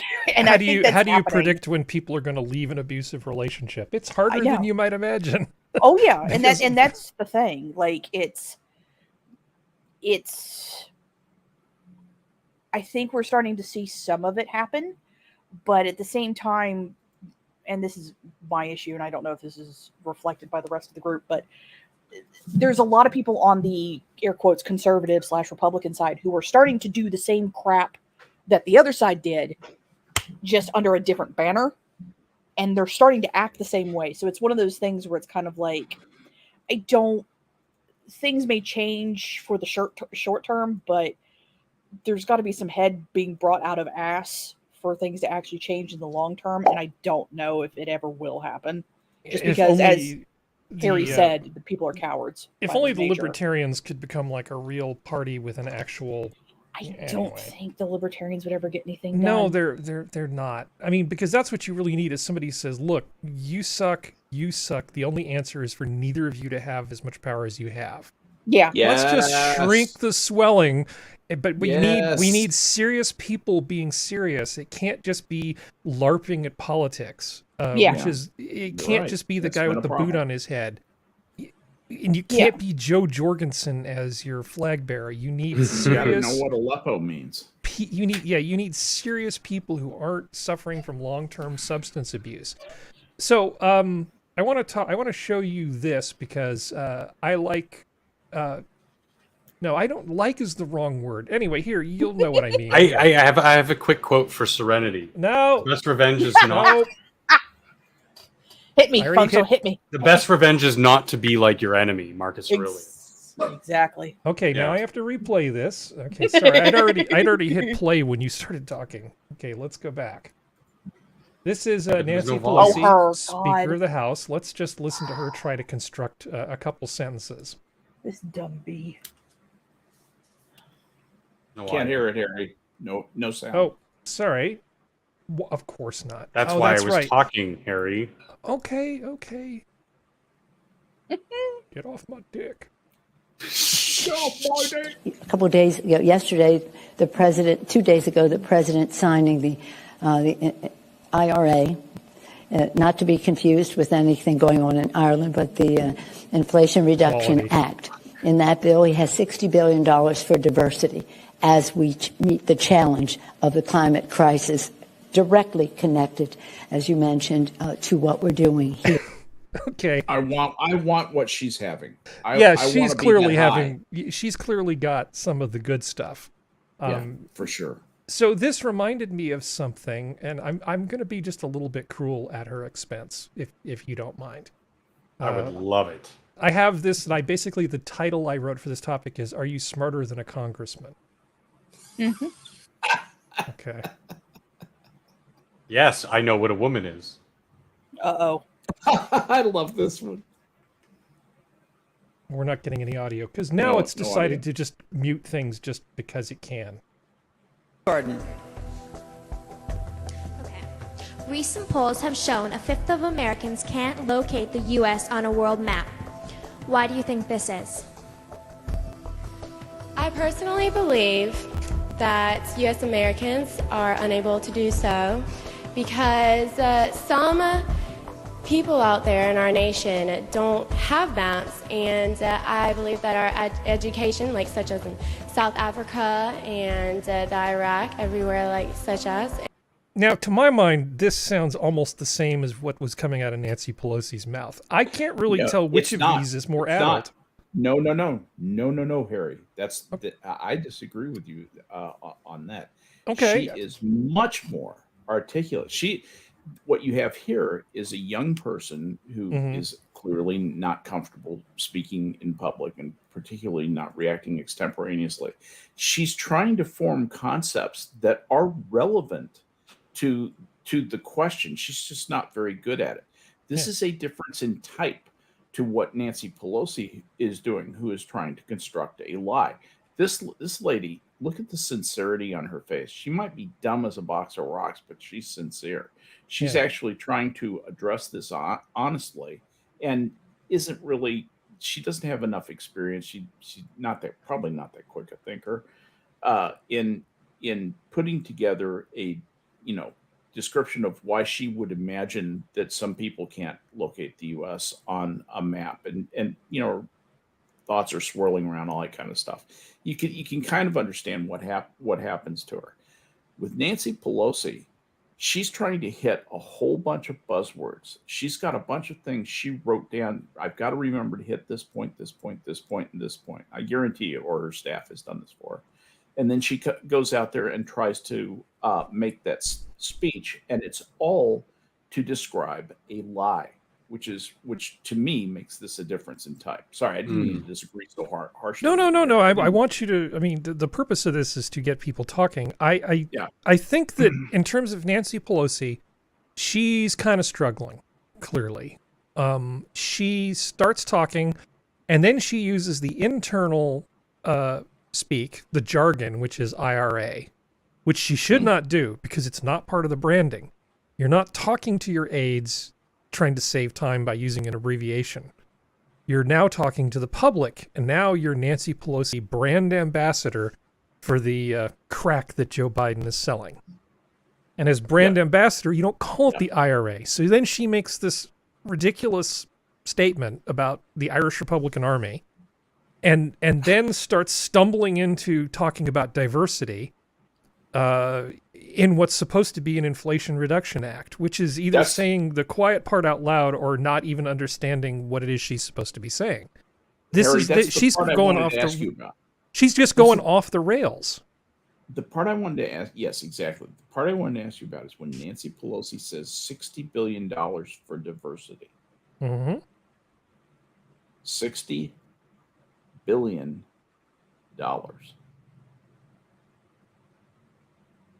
$60 billion? Yeah. What? For diversity? Are you familiar with an airplane, a test airplane called the X-35, Skep? Yes, I am. The X-35 was a lifting body aircraft that was going to replace the space shuttle. And it has in it, or would have had in it, what is called an aerospike engine. Now, the thing about an aerospike engine is as the altitude changes, you don't need to just jettison your ass and then have different shaped nozzles that deal with the atmospheric pressure at the level of that stage of a rocket. You can have one engine that fires all the way from the ground into orbit efficiently.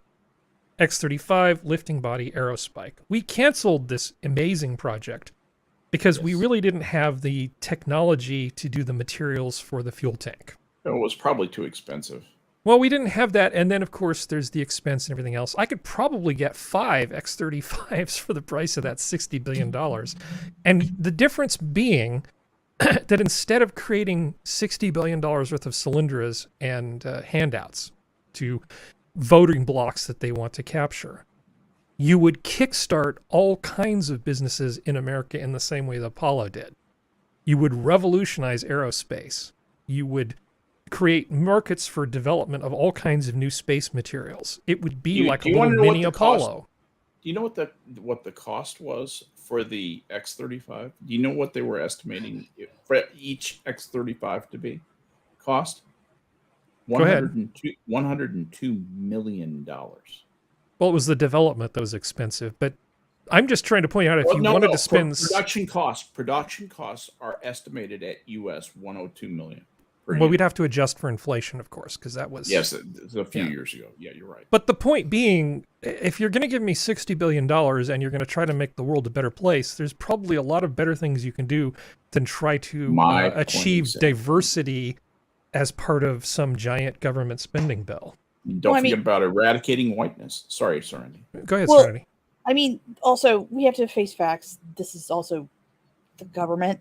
It's kind of like the line from Independence Day. Do you really think it's $10,000 for a hammer, $20,000 for a toilet seat? Yeah. I guarantee you they're going to cover something as a diversity banner, and it's paying off someone's whore. Like, it's one of those things where it's kind of like, I highly doubt even it's going to even go to those districts. Like, no one will see it. It'll never happen. It's going to go to the ether to line certain people's pockets, and then it's never going to be seen again. Well, it'll percolate through layers of bureaucracy, which will which will take a little bit away. A ton of it. Yeah. Take away. It's going to be like plucking a chicken. They're just those PowerPoint slides don't create themselves, Serenity. Oh boy! Like doing what to a chicken? Like plucking a chicken. Oh, plucking. Exactly. Did you think I said something else? Said something with an F word? No, I'm kidding. No. But it's that kind of stuff. Is like, I'm becoming not jaded, but I'm getting a very gray kind of standpoint with life. It's like, this is nothing new. Every government's done this around the fucking world. I'm just like, but the scale is different. I mean, we're literally we're gonna print a bunch of money and or shake down the entire middle class to get $60 billion so we can redistribute it, and we're not going to fix inflation at all. We've even got people like Bernie Sanders going, come again? How is this going to help with inflation? Yeah. You can't even get the people on your own team to buy into this gaslighting that they're doing. And that's the thing. Like, it's once again, and I'm not saying the Republicans are perfect. I do not think that. I think they're both two sides of the same piece of shit coin. But my issue is that, like, it's like the Trump thing. At least we have better looking women instead of that woman looking confused. It's the thing with Trump. Yeah. If you just you're screwing yourselves, and you're screwing yourselves hard. Like, at this point, it's like they don't want to get elected in some cases. Now, there are some people who are like AOC who come from a district that, like Nancy Pelosi said, if you slap a D on a glass of water, still getting voted on. I understand that. But there's a lot of places that are starting to go purple. Or at the very least, they're starting to look at other candidates that are outside of the two-party system. I have always voted outside of the two-party system because I don't actually agree with it. And I'm also one of those people that if you took away any of the third-party parties, I would not vote Democrat or Republican, and you can kiss my butt. But it's one of those things like they're screwing themselves. Now, is it going to be an immediate, like, next 5 years, California's going to turn red? No. It's not going to be like what happened with my state. Like, it's something to get people to understand My state, literally, in the middle of Obama's second term, turned fucking red. We went from blue to kind of maybe purple to red. Serenity. What? What's happening? What happened to the blue people in your state could very easily happen to the Hispanics in California. All you got to do is push them a little harder. I know, and that's what I'm hoping for. That's what I'm hoping for too. It's happening in Texas to the Hispanics. Oh yeah, And Hispanics to the rescue. And it's one of those things, like, it's kind of like we see it with the sanctuary city bull crap, where you had these people in New England past me who named their cities sanctuary cities because they knew that, and they air quotes knew that no immigrants from down south were ever going to come up. And well, hold on, can you get the names of those towns, Skep, and pass them on to Serenity, and then give them to Skep. Skep will give them to Governor Abbott. Yeah. We'll just send some buses there. I think Well, I all mean, those sanctuary cities need a bus. Done and done. I absolutely agree. And it's one of those things. Oh, West Virginia's up there. Hi. But it's one of those things where it's kind of like, and now you have, is it Barbara Boxer who's the mayor of Washington, D.C.? Bowser. No. You're thinking Bowser. of Bowser. Muriel Sorry. Bowser? Whatever the hell her name is. Yeah. But, Barbara like, Boxer was a California. That's what it was. Yeah. But she's throwing a hissy fit. Adam, the guy in New York, because I wanted to call him Dyson. I know that's not right. But like, he's throwing a hissy fit because now there's migrants showing up there. Thank you. Like, it's one of those things where it's kind of like they all think that it's never going to bite them in the butt. It almost always does. And it always does. And I'm hoping there's a few smart Republicans who realize, maybe don't want to do anything that's going to bite me in the butt when this happens. It's kind of like there's a reason why there's a few smart people. The reason why we haven't seen the packing, well, they're trying, but the packing of the Supreme Court, because they know it's going to bite them in the butt when people start keeling, like, and all this kind of stuff. And the reason why the filibuster hasn't been removed because some of them have enough sense to know, hey, this might come to fuck us later. But it's one of these things. There's an unwillingness to acknowledge the fact that they're not thinking things through. This is going to hurt. I guarantee you some of this IRS stuff, especially if there's a changing of the guard, even at a minimal point, is going to hit them just as hard, because I guarantee you they have family members who are considered upper middle class, and it's going to come for them at some point. Well, I know. I think you're underestimating how clever these political operatives are. I don't think you understand the level of 4D chess that these people are capable of. But I have a sample to illustrate that point, since you provided me with a segue. Oh boy! Oh God! An author of "Thank You for Your Servitude: Donald Trump's Washington and the Price of Submission." Mark Leibovich. Mark, thank you for joining me on this eventful. This is momentous. I'm the first guest on the first show. Thank you for having me. Well, it's my honor. Political end for Liz Cheney could be the beginning of a nightmare for Trump's GOP.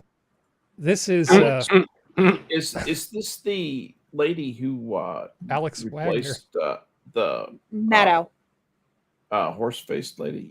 Yeah. She replaced her 4 or 5 nights a week, and then Maddow comes in for the big show. Okay. The really big show. Yeah. I was going to play this, but it's not queuing up to the right time thing, and it's 8 minutes long, so I'm not going to go scrubbing through this trying to find it. But yes, there are actually people on the left who think that Liz Cheney, fresh off her staggering loss in the Wyoming primary, is somehow going to Lincoln Project her way into the Republican nomination. Yeah. Thereby keeping Trump out. In what world is this going to happen? This is pure fantasy. This is beyond fantasy. I don't even know what this is. Not one. No Democrat will vote for her, not one, and virtually no Republican, except for the elite never Trumpers who live in Jackson Hole, who provided the sum total of all of her votes, will even vote for it. She is a dying ember, and she is trying to go out with a bang. I think that's all. Yeah, it was like, whew, boy, like the fact that she's like, I'm gonna go for president. It's like, honey, what? Literally, like, I'm like, her dad at least just say, "You go, girl." Apparently. Oh, the memes. Yes. Oh, the memes were beautiful. Oh my God, they were amazing. That's my favorite one. Still the best. My so beautiful. My other favorite one is it's Cheney giving herself the medal that looks like the Medal of Honor that looks like Abraham Lincoln's face, but it's her giving to it. That's my other favorite one. It's just, oh god, big guy. I'm the decider. Oh god. Let's see. It's just it's one of those things where it's kind of like there's dumb people everywhere. Don't get me wrong, but it's like the ones who do shit but don't manage to look past the first 3 steps in front of them to how can this screw me?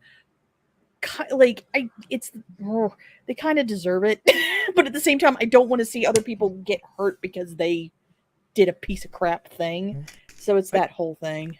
I feel like Functional's trying to say something. No, you're good. I'm laughing. Okay, I have something for Sora if she's still here. Well, this is for everybody, but I know Sora will. Well, this is sort of health related, so Sora's kind of our health correspondent. Okay, here's the thing. I'm a doctor. Now, strictly speaking, I don't think this is necessarily 100% true. It's a little more complicated than this, but I'm going to play this. Here we go. Book. That's right. It's stunning how fast this happened. Please explain that to people, the whole peanut allergy thing. Yeah, so peanut allergies used to be really rare, and most of us, older folk, we brought peanut butter sandwiches to school. And when my son Max started preschool in 2008, they went on and on about no nuts, nothing that touched a nut, nothing that looks like a nut, nothing that has the word nut. I mean, it was crazy how defensive they were about nuts. And as we were writing the book, I thought back on that, and I said, wait a second, why, we're freaking out about nuts, and the more we freak out about it, the higher the allergy rate goes. And it turns out there was a study done and published in 2015 where the researchers noticed that the allergy to nuts is only going up in countries that tell pregnant women to avoid nuts. And they thought, well, maybe that's why. And so they did a controlled experiment. They got about 600 women who'd given birth recently, and whose kids were really shocking. Yes, so that was Jonathan Haidt, who frequently says things that sound smart and sometimes even are. So, first of all, peanuts aren't nuts. Just throwing that out there. Legumes.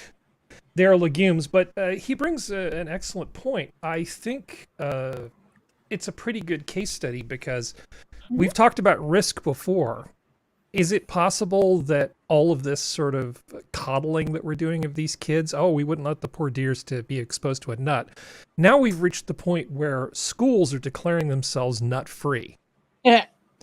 Like, you can't take a peanut butter sandwich to school because some other kid's mother didn't eat peanuts when, the kid was in the womb.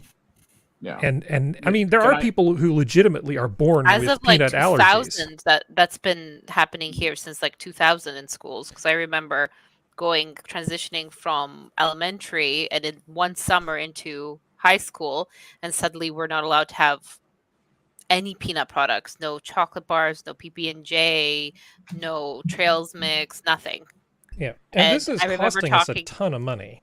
By the way, here, sorry, Sora, I didn't mean to stomp on you there. Let me put this link in the chat. Go on. The allergenist one is interesting because, according to that write-up, your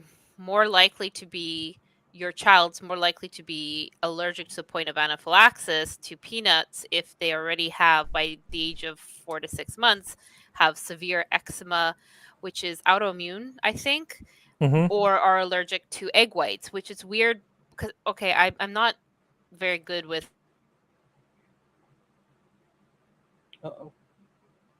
Brandon may have crapped on her. He'll be again. back. Yeah. If Canadian by internet. that young age you're feeding what? Am I back?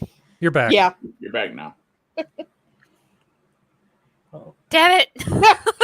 Okay. It's like you were just making a point. But yeah. They're trying to silence me. Yeah. Bastard. No, Big but Peanut is after Sora. It's weird.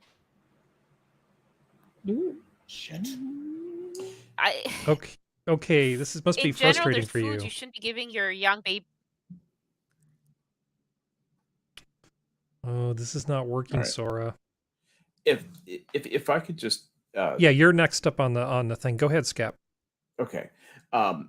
A study from a big time food allergy institute at Mount Sinai in New York found that from 1997 to 2008, peanut allergy rates tripled from 1 in 250 children to 1 in 70 children. Here's what I think might be going on. I think exposure to peanuts. Peanuts may be a weird, things like legumes, things that grow in the ground. They leach up all kinds of interesting chemicals and combine them into all kinds of other interesting chemicals. If you took a peanut, you would probably find it has between 200 and 400 separate compounds in the nut part that make up the nut. Probably more even than that. But if you're talking about the ones that could be, medically active in a person, it's probably at least a couple hundred things. There may be a chemical, and it might be peculiar to peanuts or just a few other things that this is just a theory, but that exposure to it as a child allows you to build up a tolerance to it, and to where you don't react to it, to where you don't have an allergic reaction. Whereas suddenly being exposed to it after having, been cosseted and, fed kale shakes instead of mother's milk and all that sort of thing, the way the woke parents do these days, these kids are raised on macaroni and cheese and chicken nuggets. And, I know this because I raised my children on those things. I'm just as guilty as anybody else. For our Canadian friends, that's craft dinner. Craft dinner. Yeah, exactly. But one thing I did do was I made sure that both my kids had peanut butter sandwiches on the regular when they were growing up. Neither one has any problem with peanuts. And I really, I have no data to back this up, but I suspect it's something like that there's a behavioral element on the part of the parents that is, at least in part, the cause of that statistical tripling, which is obviously significant in those 11 years. Yeah. I mean, that's a good study, and that's a tremendous result. Did you know that the most important nut in a car is the one behind the driver. wheel? Yeah, I knew that. Yeah. I'm sorry, Sora. I mean, it hadn't lost her. It holds up to scrutiny from what we've already learned about the human body. We're highly adaptive organisms that, at early stages when I don't remember where. I think it was in Germany. They did a study of allergy study of these children who were basically spent most of their days in very clean, sterile rooms, and others who were allowed to go outside and play in the grass and play in the dirt and blah blah blah blah. And similar sort of disparity showed where the kids who were in those clean rooms for 12 hours a day developed more, not necessarily more frequent cases of allergies, but more reactions, severe levels of reactions when they did have grass allergies or other sort of pollen allergies, which, kind of stands up to scrutiny. My cat that recently passed away 22 years ago, I was very highly allergic to cats. I brought this thing in, I suffered through it. After about 4 or 5 years, I just kind of get used to it. And today it's sort of like, yeah, I can kind of still feel I get a little stuffy, but it's nowhere near as bad as it was 22 years ago. Okay, let me just say this thing. First of all, anaphylaxis is real and it will kill you. Okay, so take this seriously. I mean, don't think you can try.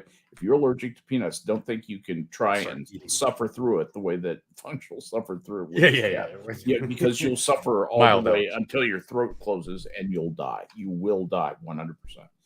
But here's the thing. Here's an interesting thing I found. Last year, the National Institutes of Health said early exposure could help prevent peanut allergies.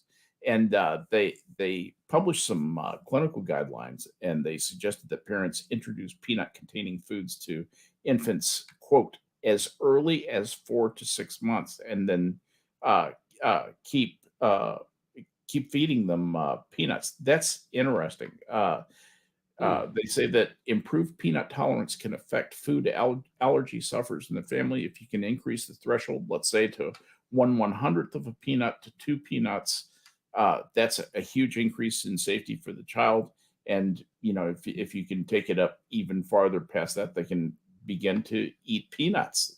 So they say most kids outgrow milk and egg allergies, but peanut allergies are harder to do so, and there's substantial data to support that it lingers much longer than like the egg allergies. Anyway, how I do go on. Well, there's a lot of stuff that we basically keep kids away from, right? We protect because we want to protect them. So the helicopter parents go, "Oh, no peanuts. Don't go out and poke dead things with a stick. You're going to catch a disease and die. We're going to send Grandpa off to a home. So say goodbye to Grandpa." Hey, yeah. Wait a minute. Yeah, say goodbye to Grandpa because it'll be disturbing. We don't want you seeing any older people, and God forbid you make a visit to a hospice. So with all of our good intentions that we have toward raising kids, we are pretty much just making them into weak, soy-infested things that fall over if they walk into a room where a peanut was in the last 2 days. Bingo. Nailed and it. it's none of it is good for anybody. Yep. We need to bring back a lot of things in moderation. Well, it's like I'm allergic to cashews. Yeah. But I'm not like I don't go into anaphylaxis. Like I've eaten cashews, and because I didn't realize until I started to try to consume them to get healthier kind of stuff and eat not so bad for me food, that I had an allergy. But it's a very, very minor allergy. Like the most my throat gets itchy. So you take Benadryl, not Benadryl. Yeah, but it's still a histaminic reaction. Yeah, it's still histaminic. But the thing is like my mother has always eaten cashews since I was little. So it's one of those things where it's kind of like, and I'm not saying make kids eat peanuts, but it's one of those things like I kind of understand where the pregnancy study's coming from, where if these kids are like, if in utero, they're kind of exposed because the mother got exposed to more tree nuts and legumes and stuff like that, it may cut down because that might be part of the reason why I just have a slight itchy throat and that's the end of it. Is because the fact that I apparently there's a connection between cashews and a poison ivy allergy, and I have a very bad reaction to poison ivy. There's a cross sensitivity. There are a lot of allergies that have cross sensitivities. But it's one of those things like now I'm not even allergic to poison ivy. When I was a kid, I was not deathly, but very allergic. Like I got within 5 feet of it and I would just break out. And it's one of those things because I grew up in the country, there's no way in hell I'm not getting exposed to poison ivy out there if I'm having to do yard work. You're immune to it now, but you had it. Yeah. You were allergic. I can literally grab it. I can rip it out. It's documented, but that's really unusual. Yeah, because I can like rip it out of the ground now, and it's the reverse for my mother. Yeah. My mom used to be immune to it, but now she's allergic to it. But it's one of those things where it's kind of like that's the way that usually works because over time, poison ivy. I've studied this. It's not fun. Well, the thing of it is poison ivy. You get like some freebies when you're a kid, and this happens to kids. They'll swing on a vine and no problem. One day, they go to sleep at their campsite, and then they swing on the vine the next day, and they have this huge rash all over them, and that's them using up their freebies, and that's the way that poison ivy allergies work. Generally, it's very unusual for someone who is. Whoever is reactive to it to lose that reactive and become immune to it. But it has been documented. It's one of those things like I know when I get older, I'm going to react to it again. Oh, I know. But I know that the thing about health stuff is I mean, I personally have several very unusual, statistically anomalous health problems, you know, that are like massive outliers. So I've just sort of grown used to the fact that when it comes to health, weird things happen and statistics don't matter when you're talking about individuals. Well, but I do understand the point you're making. Yeah, it's the Skep. exposure. Like, I think the exposure can help for stuff that's not life-threatening. And if it's the possibility that child may have a life-threatening thing, maybe try to expose them in utero. Well, you do it with a doctor's care. Yeah, a doctor can help desensitize people to that. Like, I have a nickel allergy. Was I born with a nickel allergy? No, but I have a nickel allergy. I also have a latex allergy. I would buy these Breathe Right strips, and they're these little things that basically you glue to your nose. And they kind of hold your nose open so you can breathe better when you sleep, because I have terrible allergies and a deviated septum and all the fun stuff. So I bought these things, and initially I was like, man, this is fantastic. I can sleep and breathe so much better, and I don't wake up, you know, with my mouth all dry from breathing through my mouth. Fantastic. So I would use these things religiously. And as time went on, I would find that I would wake up in the middle of the night and find that I had removed the strip. Couldn't make it through the night, not really sure why I was doing that. Then later I'd noticed that my nose was starting to get red. By the time I finally made the connection, you know, smart guy that I am, I could wear it for about 5 minutes before I started to break out in a rash. I had essentially given myself a latex sensitivity because of the way the adhesive works on this stuff. Oh, Lord. Yeah. Harry. So that was super fun. That was super awesome. That's just one of the stupid things I'm also allergic to nickel. Which is another stupid thing. And it's sort of like what Skep's describing. You get a bunch of freebies until suddenly nickel's a real problem for you. Yeah, exactly right. And all you can really do is just take the zipper on your bike jersey and paint silver fingernail polish on the back of it so it doesn't touch your skin. Hey, man, that's what we used to have to do. It's like I said, working on a farm, I can't exactly avoid poison ivy. There's no way in hell I can avoid it. So I either build up a sensitivity or I die. Not where you live. No. Yeah. Not where you grows like a live. weed. Yeah. We have hit the You have poison oak up there too. We have sumac too. Yeah, you got that's right. You got that nasty red sumac up there. Yeah. Well, but it also can be genetic. I know that in the case of poison oak, that my dad would, if he was near a fire where poison oak was, and I'm near being a relative thing, like miles away, he would get poison oak on his skin and in his lungs. Yep.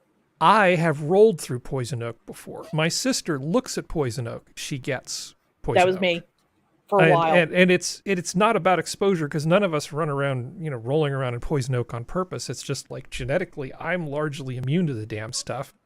And other members of my family are in some cases almost deathly allergic to it. And I've got, last I checked, I've got 50% of the same DNA as my dad. It's a crapshoot, no matter what you do. I think anybody who gets to know you, Harry, would say that you're a very special person. I'm an outlier, is what I am. You are an outlier. You're almost definitional. So, calling back to a previous episode, I've made the point about cars that we've made them far too expensive, and with all the high tech crap that we've added to them and all the supposed safety stuff. Here's an ad for an old station wagon. Here's an old Datsun. Look at this baby. This Datsun new economy wagon makes you feel rich. Look at the value on this. Looking at it. 39 highway, 28 city. And this is back in the 70s. This is like late 70s. And you were getting those kinds of numbers for fuel efficiency. Now, how much variable valve timing and variable ignition timing and variable Venturi inlets and all this other stuff have we had to do to get to similar numbers to what you used to get in just what year is that? Small. This is late 70s. Late 70s. So that's not even. I guarantee you that did not have. I'd be surprised if that had electronic fuel injection. Oh, it didn't. It's a Nissan, though. What I mean is, it had a carburetor. Yeah, Nissan. But that was Nissan when they were. That was Datsun when they still built decent cars. But it has virtually all the comforts you could want in any car are standard in this economy wagon, yet often extra on some others. Reclining front bucket seats, power, front disc brakes, side window defoggers, rear window defrosters, stock mounted controls, and more. That sounds pretty exciting. And honestly, having a shitty small car that gets really good mileage and you can actually carry stuff in is a pretty good deal. Now you could spend, what, $40,000 trying to come up with something equivalent that gets worse mileage? No but kidding. it would have 13 airbags that surrounded you and swaddled you in safety.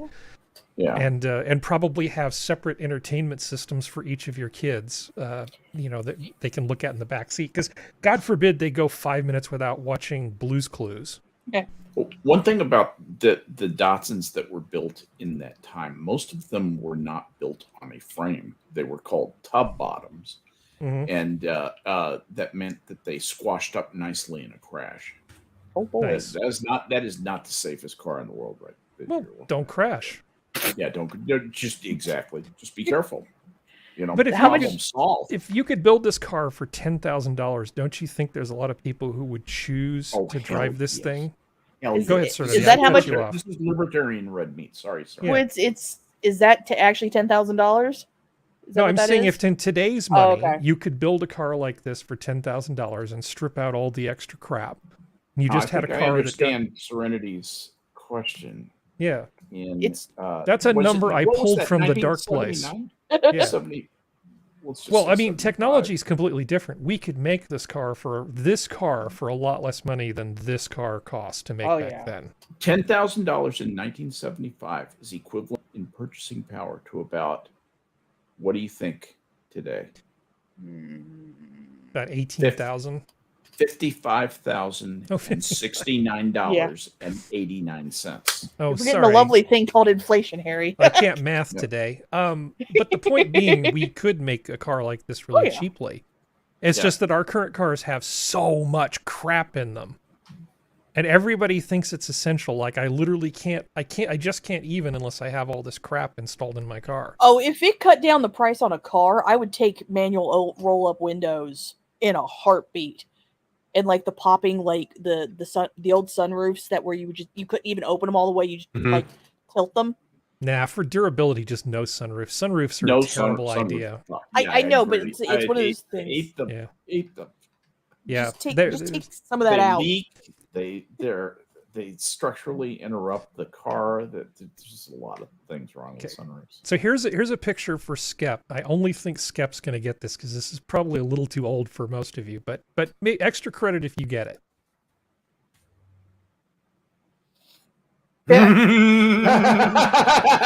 Nancy Kerrigan. If I have a hammer. Oh, me. You're about to have an accident. About to die, bitch. Should cut a bitch. Run, you I'm going to Disneyland. I just Anyway, broke Nancy Kerrigan's leg, and I'm going to Disneyland. anyway, you have spent. Let's get rid of the science thing. We're not doing science anymore. We're at this one. Okay. Everything is science. GTFO. Any last thoughts from anybody before we go? GTFO.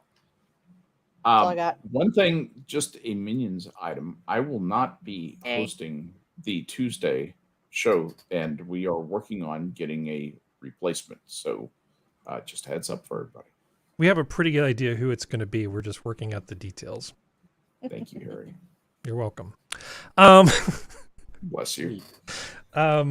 Anyway, Functional, do you have anything? I have nothing. Okay. Sora, how's your internet? Still bad. Yeah. Poor Sora. Damn you! It reminds me of a joke. Shitty. Well, anyway, thanks for showing up anyway. We should just have a show of just pictures of Sora's lunches. That would be there fun. There you go. Tour of Vancouver. All right, Serenity, you got anything? Nope, I'm good. All right. Good night. Zoo's closed. Go home. Good night. Bye-bye.